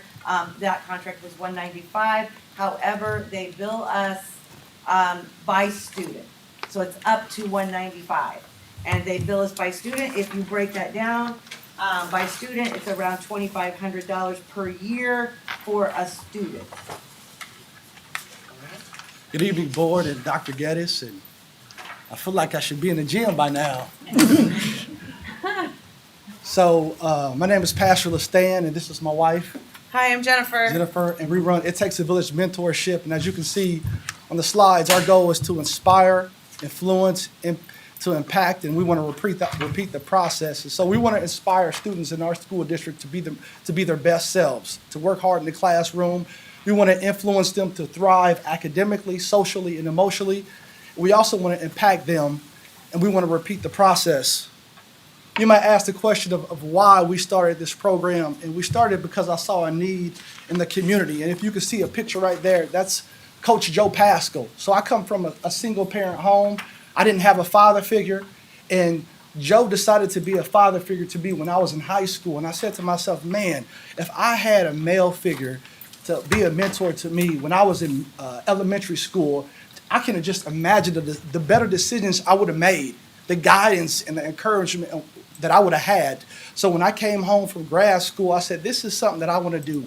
I want to help men and women in our community be better. But I want to do preventative work. I want to reach them at a young age so they don't have to get lost in the system. If we can get them in elementary school, the trajectory, their future is bright. So I said, you know what, this is something that I want to do. And so we go down to the who. So we service students who have behavioral issues, they struggle academically, they just need a positive role model, or they have leadership potential, but they're just not, they can't see that. And so what we try to do is invest in them so that they can see the positivity in themselves. So then you're like, how do we do this? So we currently service 5 buildings in the district. We hire mentors, different people within the community, to go into the schools during non-core, not core, what's the other one? Non-intervention. Thank you. Non-intervention time. I knew I couldn't think of it. Where they meet with the kids, they invest in them, they teach them social and emotional learning. We'll get into the curriculum that we utilize in a moment. And they just really, they build relationships within the walls, but we also have opportunities for them to build relationships with these students outside the walls as well. Yep. Okay. Yeah, I see. Okay. All right, awesome. So what you're looking at now is we actually do use a curriculum with our students. It is called Spark. It comes from Castle, which is a well-known SCL curriculum company. We train all of our mentors several times a year how to work with the curriculum, how to deal with their students, because as my husband said, a lot of the students we deal with have social and emotional issues. They are referred to us based on their discipline issues, their low academic scores. Most of the students we deal with are of those 2 categories. We do have a few that just maybe need a little extra mentoring, but the majority of the students we deal with do struggle in those 2 areas. And so this program really allows us to invest in them, teach them the control that they have in their own lives, because for so many of them, their lives seem out of control.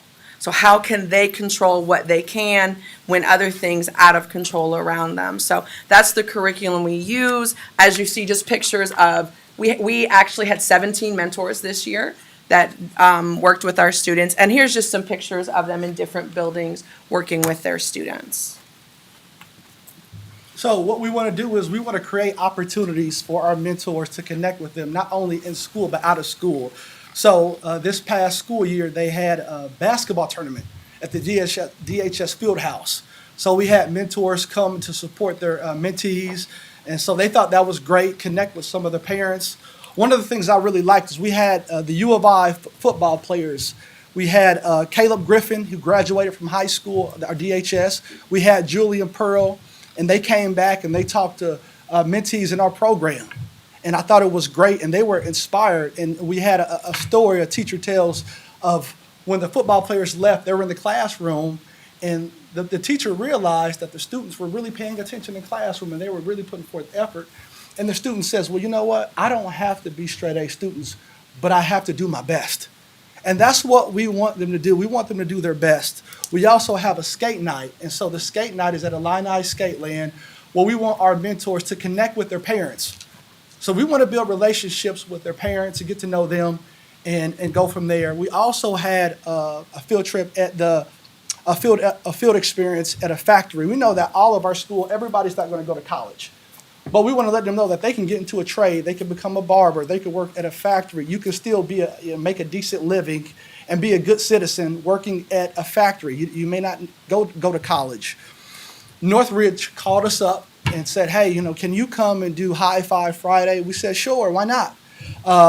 They had a leadership summit, and they called our organization up, and they said, hey, can you come and teach our children how to tie ties? Sure, why not? So we did that as well. Recently, I received a phone call from the David S. Palmer Arena, and they asked me to partner with them for an event. I said, sure, why not? So we're going to have an event called On the Court for a Cause. And so we're going to offer a cheerleading camp for all the people in the community, the students. We're going to offer a basketball camp. It's going to be free for everyone that participate in our program. We're also going to have an adult basketball game, which we're going to have Mr. Bretts participate in, Mr. Scott Vogel participate in, and hopefully we're going to have Mr. Bases participate in. So what we're trying to do is bring our community together, and the participants who participate in the cheerleading contest, the program, they're going to participate in the halftime adult, so they're going to do a performance. So that's another opportunity to encourage our youth. We're going to have Malia Roberson. She's a ninth grader, has a phenomenal voice. So we're going to encourage her. She's going to sing the national anthem. So what we try to do is we try to bring our community together, and we try to encourage our youth to be great. And it takes a village. It takes all of us. Me, you, everybody. Everybody plays a part, and that's what we want to do as an organization. So kind of excited. This always excites me because I look at where we started. So last year, actually in November, the idea manifested itself. And by January, we were an actual organization. And we started out servicing 35 young boys, and we had 6 mentors. That's where we started last year. By the end of the year, those were our digits. So this year, by the end of 2023, while we did have over 100 students signed up, we consistently serviced, because of truancy issues, 75 to 90 kids a week.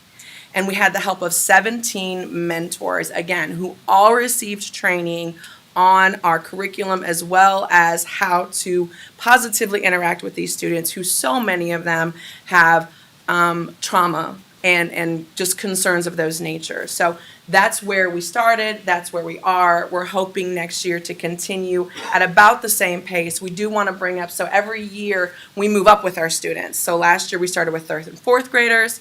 This year we brought in a new class of 3rd graders. We moved up with the 3rd graders to their 4th grade, and then we ended up at Southview this year with the 4th graders that went on to 5th grade. So hopefully this year we will continue. We'll bring a new class in of 3rd graders, and then we'll continue to move up all the way to the 6th grade.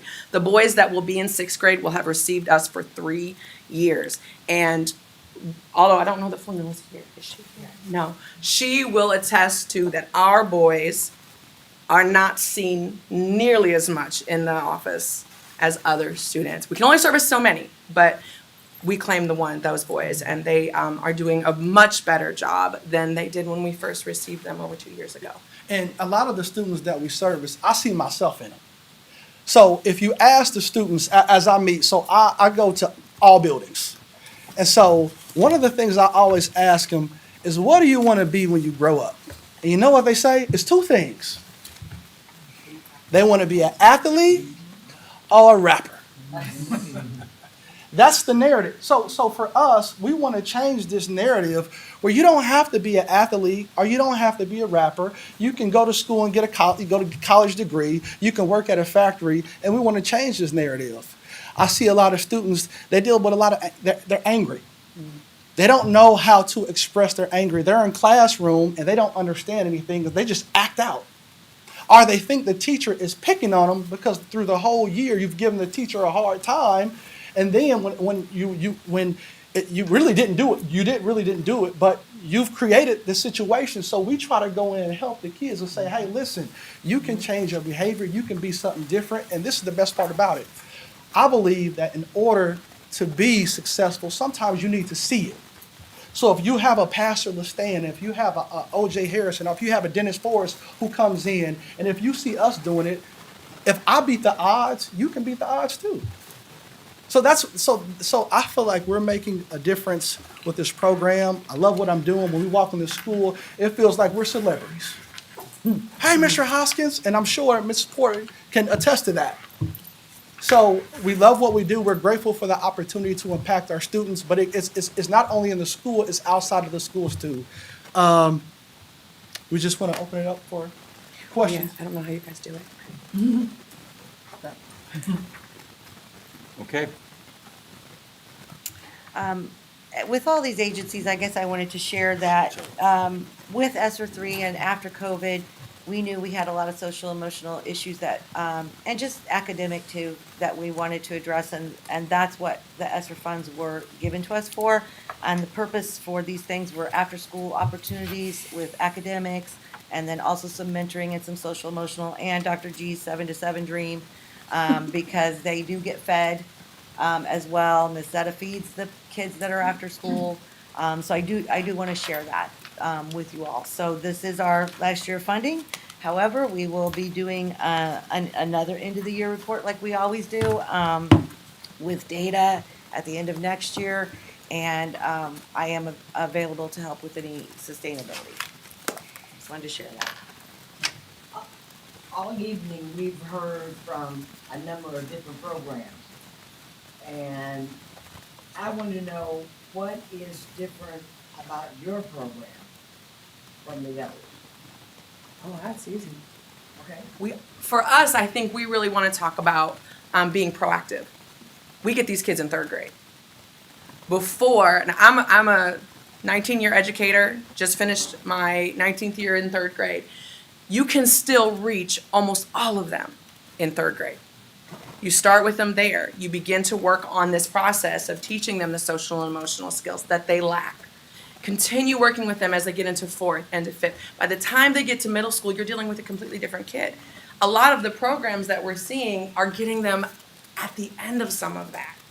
They're getting them once they've already hit that wall, once they've already dealt with the behavior issues, once they've almost already been put out of school. We're trying to tackle them before that even happens. And so for me, I think that's the biggest difference for who we are. We have them with elementary and Gateway with elementary. Mr. Hop. Go ahead.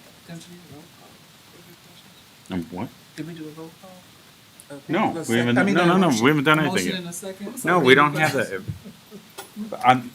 So if someone would like to make a motion. So moved. Second. Any other questions? Now, questions. Thank you. No question? I was just gonna make a comment. I really Go ahead. think you have a great program and you kept emphasizing to the students, not just college, but factory. I would really like for you to see how you can incorporate the trades. And I know you meant that, but just to make sure, because there are so many trades that are even better than a factory job, because with a trade, you have certification to go anywhere in the country. So they do the same for carpentry, electricians, plumbers, mechanics, pipe fitters. So anyway, I know these little bitty kids, but still in the same breath, giving them some ideals. And then a lot of times you're able to notice the way that a student interacts even with their hands, what they really gravitate toward, that you might even be able to start identifying some things that maybe they might want to do. That may not be the college level, but be real successful taking care of a family with a trade certification. Thank you. I noticed you're at Mark Deming, Park, Liberty, Edison, Southview. Do you have any plans to go to Southwest or Northeast? No. Not at this time? No. Not at this time, not in this proposal. These were the buildings that wanted to participate.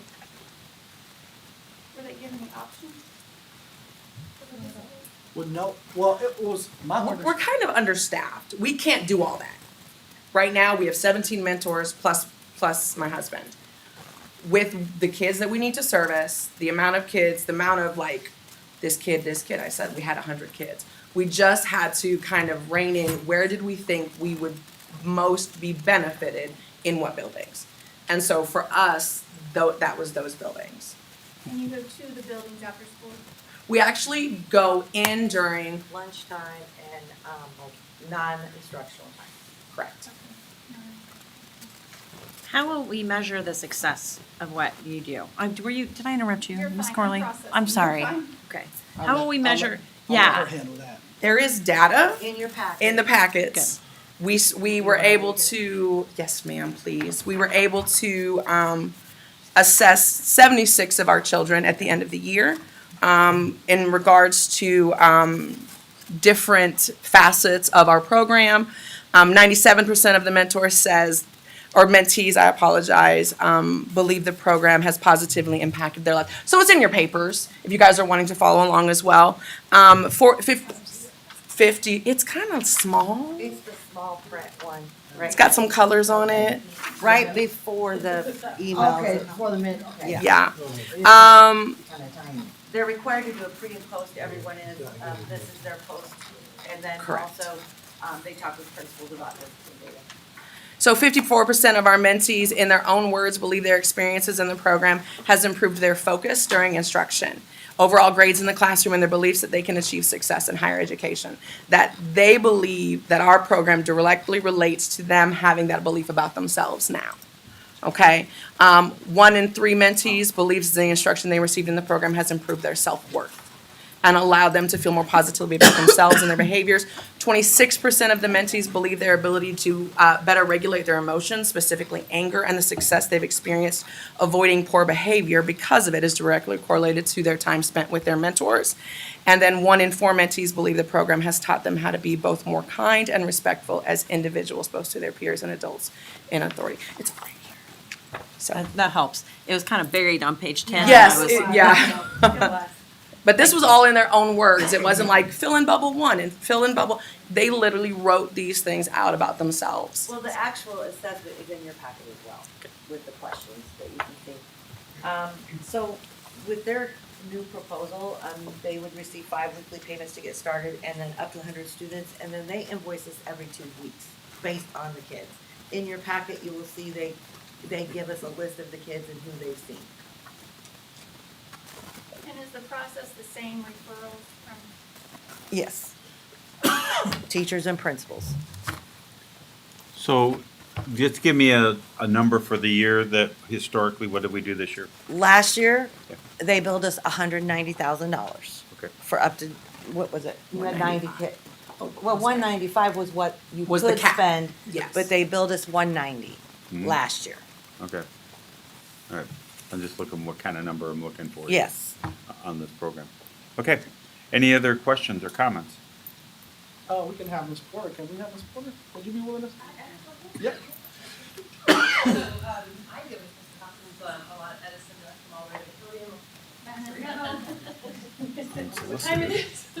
And so when I was at Edison, I see a great difference in the children, definitely. Another thing I'd like to add about what Mr. Hoskins has done, so I like that they go from year to year with the kids. So our 3rd graders were so excited then to have them in 4th grade. And I like the idea that they're going to be keeping, working with those same children and seeing them through. We also had, I feel like you take your mentors very seriously, the people that are mentoring. I'm going to be honest, we had a little concern.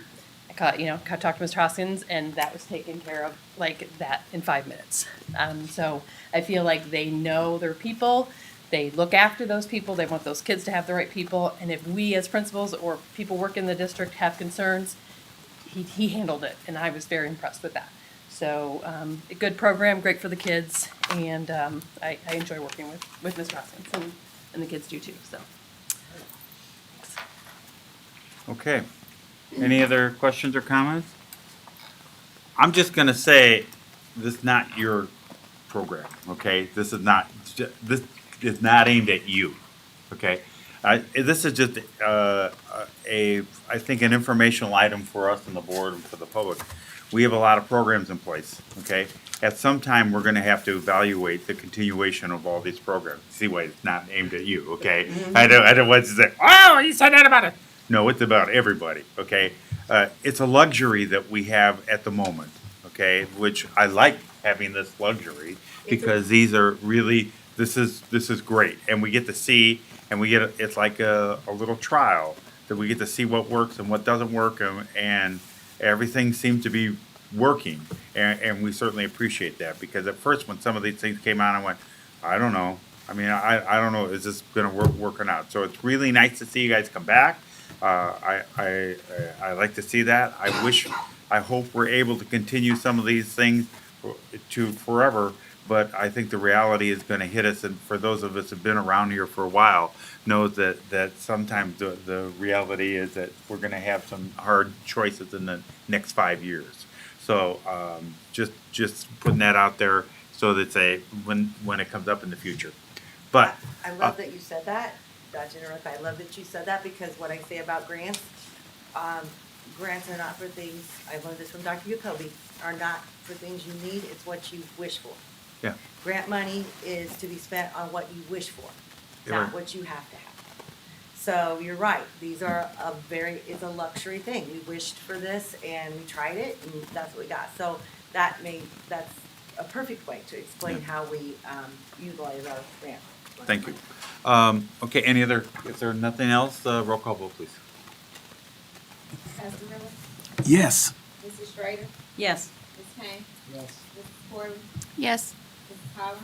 Yes. Elder Park? Yes. Dr. Ashton? Yes, motion passes 7-0. Congratulations, thank you. Thank you. Thank you very much for your Thank you. time.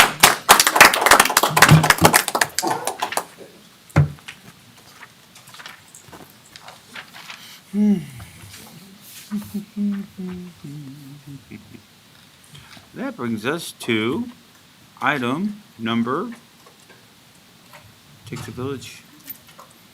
No, not 8A, we can't see that. Number 9, special ed. Good evening, Board. Dr. Geddes. I'm Molly Bailey, Director of Special Education. For many years, the district had utilized health services consultants to contract for specifically CODAs and SLPs, speech language pathologists. Sorry. In May, I was informed that health services consultants would be discontinuing the speech consulting division upon the expiration of our current contracts.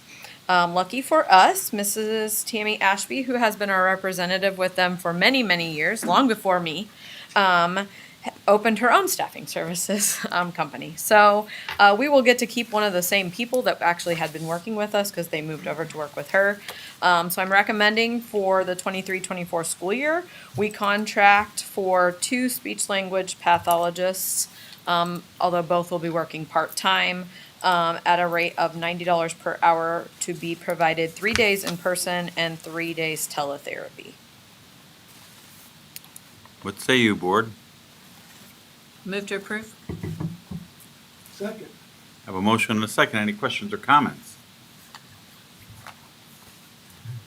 Great. I'll have a roll call vote, please. Ms. Kane? Yes. Elder Park? Yes. Mrs. Corley? Yes. Pastor Miller? Yes. Mrs. Schrader? Yes. Mrs. Collins? Abstain. Dr. Ashton? Yes, motion passes 6, 1 abstention, no nays. Thank you. Thank you.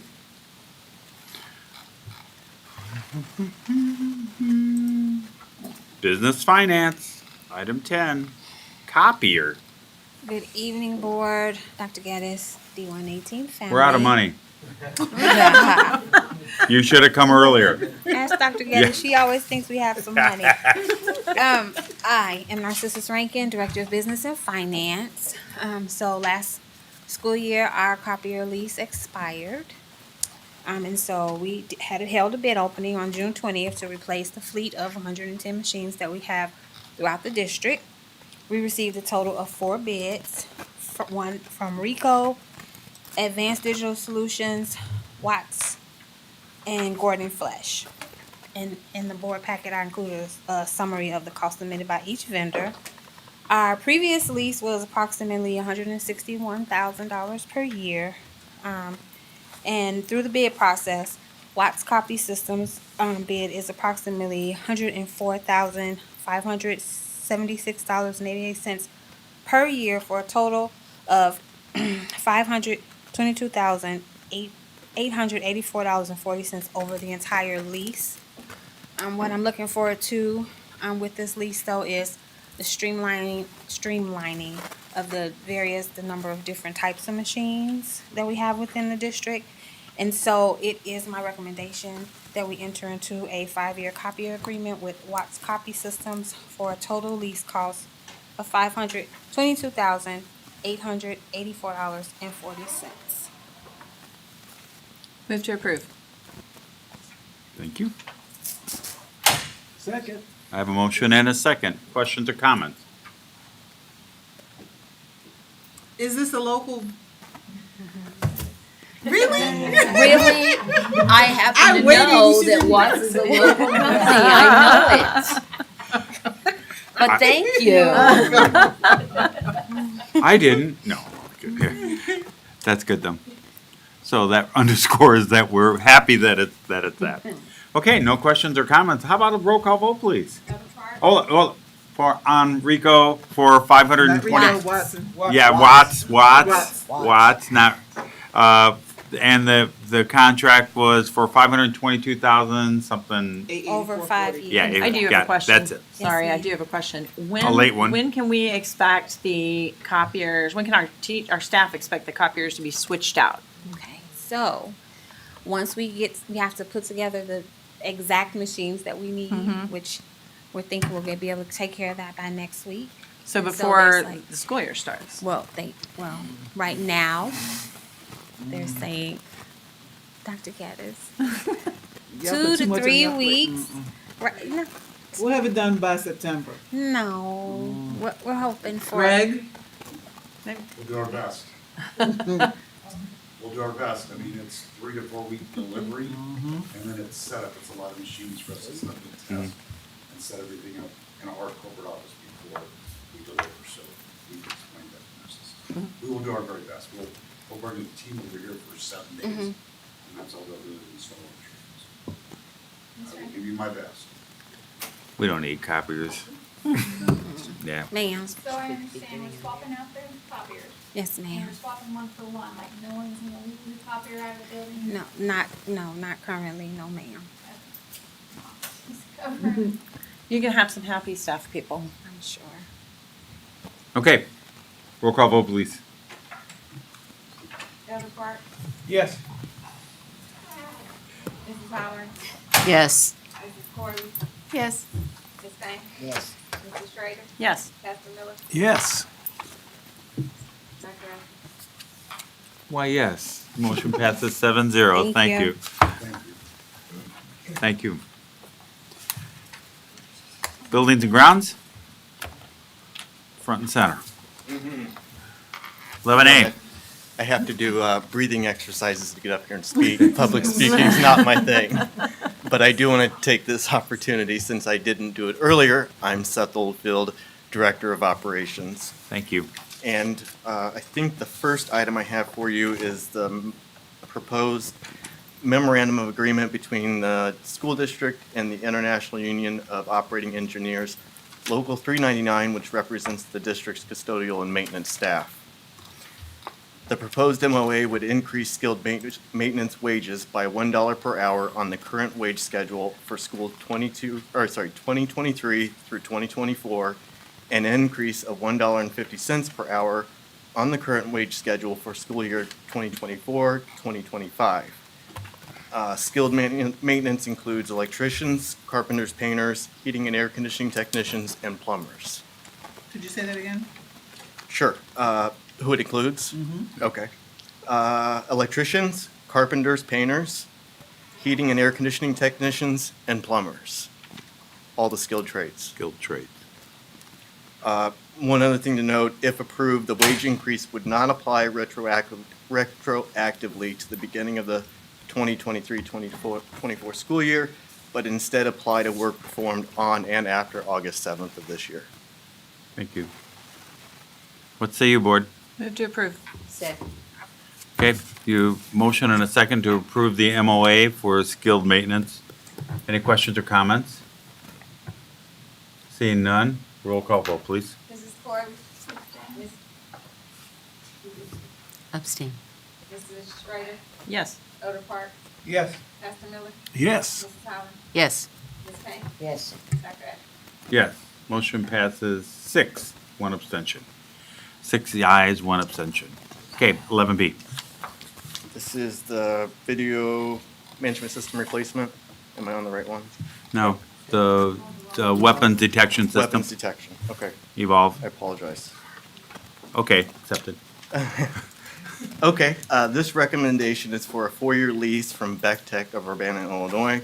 for the installation, use, and service of a two-lane Evolve weapons detection system at Danville High School.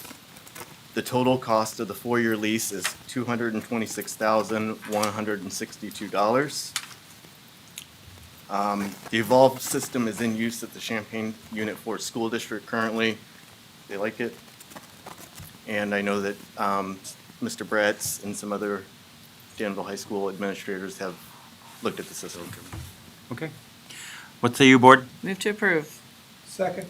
Have a motion and second for weapons detection, Evolve dual path weapons detection for $226,162 for a 4-year lease. Correct. Any questions or comments? Is it portable like our current one? No, this one would not be portable. Okay. Roll call vote, please. Mrs. Schrader? Yes. Ms. Payne? Yes. Mrs. Holland? Yes. Dr. Miller? Yes. Elder Park? Yes. Mrs. Gordon? Yes. Dr. Adams? Yes, motion passes 7-0. Next. Final recommendation is the approval of several quotes to replace our current video management system. The first quote is from Milestone Systems by Bennett Electronic Service in Pontiac, Illinois, in the amount of $137,820. That's with the support agreement and the licensing combined. Second quote is from Dell Technologies of Round Rock, Texas, in the amount of $73,200, which includes hardware for 6 new recording servers. And the final quote is from Server Supply Incorporated of Westbury, New York, in the amount of $168,300, which includes 50 hard drives to be used in the new recording servers from Dell to support the district's video storage requirements. Okay. Grand total, the video management system replacement project is $379,340. What say you, board? Move to approve. Second. Have a motion and second for video management system. Okay, for $379,340 grand total on this. Correct. Any questions or comments? Is it budgeted? Yes. Okay. Yes. This is what, I like to see this. That's good. Any other questions or comments? Seeing none, roll call vote, please. Mrs. Holland? Yes. Mrs. Schrader? Yes. Ms. Payne? Yes. Dr. Miller? Yes. Mrs. Gordon? Yes. Elder Park? Yes. Dr. Adams? Yes, motion passes 7-0. Thank you very much. Thank you. Informational items, please. Okay. First, I want to piggyback on what Kelly Truex said. We did forget the DAC cheerleaders. They actually did help us pass out our supplies and registration, and we want to say thank you to them. They were a huge help, absolutely. Online registration began this week. Centralized registration was Monday and Wednesday. The last day of centralized registration is tomorrow from 2 to 6 p.m. at the Field House. So far, I really would like to say, Ms. Lakeisha Robinson and team, job well done.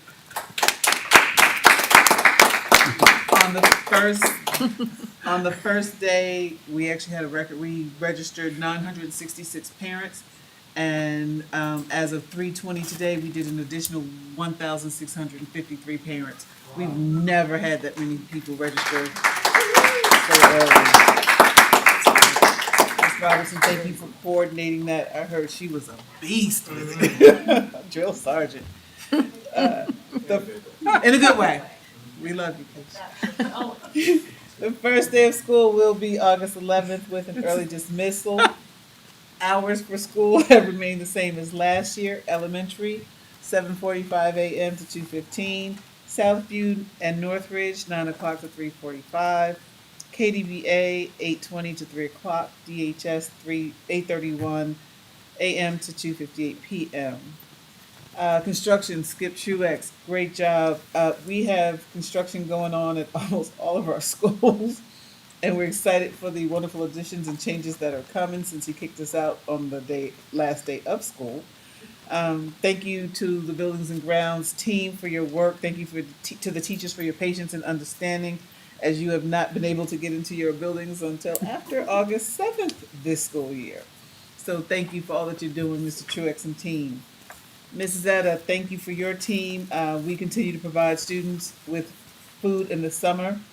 We are happy to assist our families in meeting their food and security needs year-round.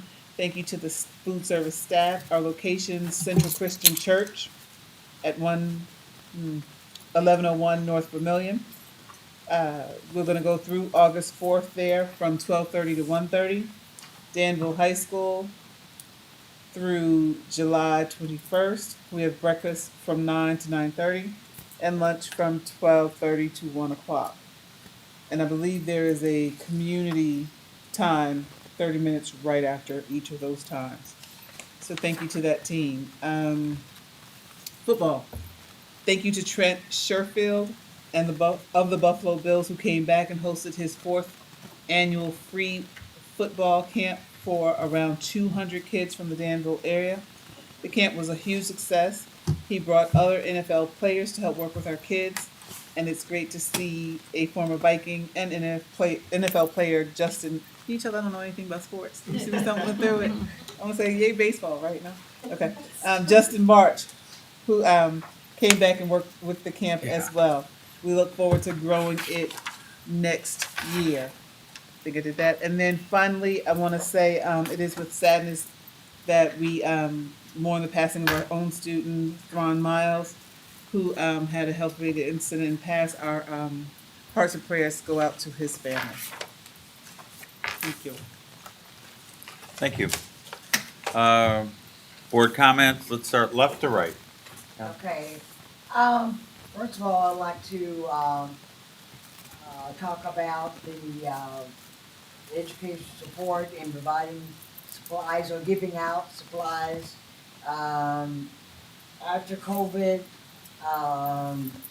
loss of jobs for a number of our parents, reduction in money they're receiving from the government. I'm appreciative of the fact that our community takes the time to donate a number of supplies that a lot of our children simply would not have. So kudos to them. I enjoyed the Avid report. I'm excited about being a host at a regional. When I was assistant principal at Northridge, we started the Avid program, and I'm amazed how much it has expanded. It's truly one of the great programs that we have in the district. I'm happy for the new personnel coming in, Elizabeth Cosat, Markeisha Parker, and I'm looking forward to the beginning of the new school year so I can visit the schools and see what's going on. Thank you. Thank you. I'd like to just say I'm glad that all of these programs, these mentoring programs, that our district is able to Ms. Truex and everyone that's working hard and bringing all of these students to a place where they're getting the kind of support that they need that will help them with their education and with all the other parts of their life that needs management. So I'm grateful that our district can help with that, and we'll continue to pray for those programs and for our upcoming school year, just really praying that we will have another successful school year, and for all of our administrators and teachers and principals and all of our board members. Just glad that we are working together to continue to make our district the best that it can be. Thank you. Thank you to all the administrators. You're about to start a busy school year, and thank you for taking your time to come to the board meeting. It means a lot for us to see your faces, so thank you. And to the community representatives who took their time to come, it is a little unnerving to know that funding isn't going to last forever. But my gosh, after the pandemic and the issues that our kids faced, having all these services right now to help us get through that is going to be huge. I hope they can find funding to keep doing what they're doing, but in the meantime, thank you so much for everything that you're doing. Thank you. I wanted to also echo what's been said. Congratulations to Ms. Cosat and Mrs. Parker. Also to Mr. Weidenberger and Mr. Lewis. I know that that's going to be a huge help in buildings and grounds. I learned a lot from the folks that were sharing from their organization. So I really want to thank you for being so thorough and answering all of our questions, and for the building principals who kind of explained how the real effects were on your building. That's always really important for me to know. So thank you. I mean, it's not a rubber stamp. We're not like we're just going to keep money. You get money and you get money. It's not a rubber stamp. You have to show that you actually are having results. And I thank you for that because we've done that here at Ms. Truex. You are really, really careful about making sure that our I's are dotted and T's are crossed, and that does not go. I mean, if you didn't do your job, we'd all have problems. But you do it so well that it seems easy, and I appreciate what you and your team do. Mary Ellen Bunton, your enthusiasm for Avid. You always give it over to your team. Thank you for bringing so many great things. But your enthusiasm is like this magic carpet that we all get to ride on. And it's, you always turn it over to everyone else, but it's you. You are like the cornerstone of it. And I appreciate it and I recognize it. And I know that your colleagues do and the district does too. Mr. Brutz, thank you for letting us know about Ms. Sadler's great program. That is awesome. That's way over and above. I can't wait to come and watch some of the stuff that happens in her class this year. As someone with a law degree and a background, I'm like super excited to come in and see that this coming year. So thanks. Get ready to have an incredible year and buckle up. It's going to be a wonderful one. Thank you. Elder? I too just like to say ditto to what has already been said. But Ms. Truax, I really applaud you for the work that you have done with this educational support. And those persons that came and presented their year-end report was fantastic. And so again, I know that has been a lot of hard work that have went into it, but you've done an outstanding job. So to God be the glory for what you are doing. And also the Abbott program. I thank you for the work that you have put in toward that Abbott program, because I know that without it, I don't know what we would be doing. But to God be the glory again for the work that you have done. And to the administrative, I look at this coming year as a blessed year. And the reason I look at it is because we're still on this side of dirt. And that gives us an opportunity to continue to move forward, to do ministry work for our community. And again, to be a positive influence for these young persons. And so to God be the glory. Thank you all for all that you do. Thank you.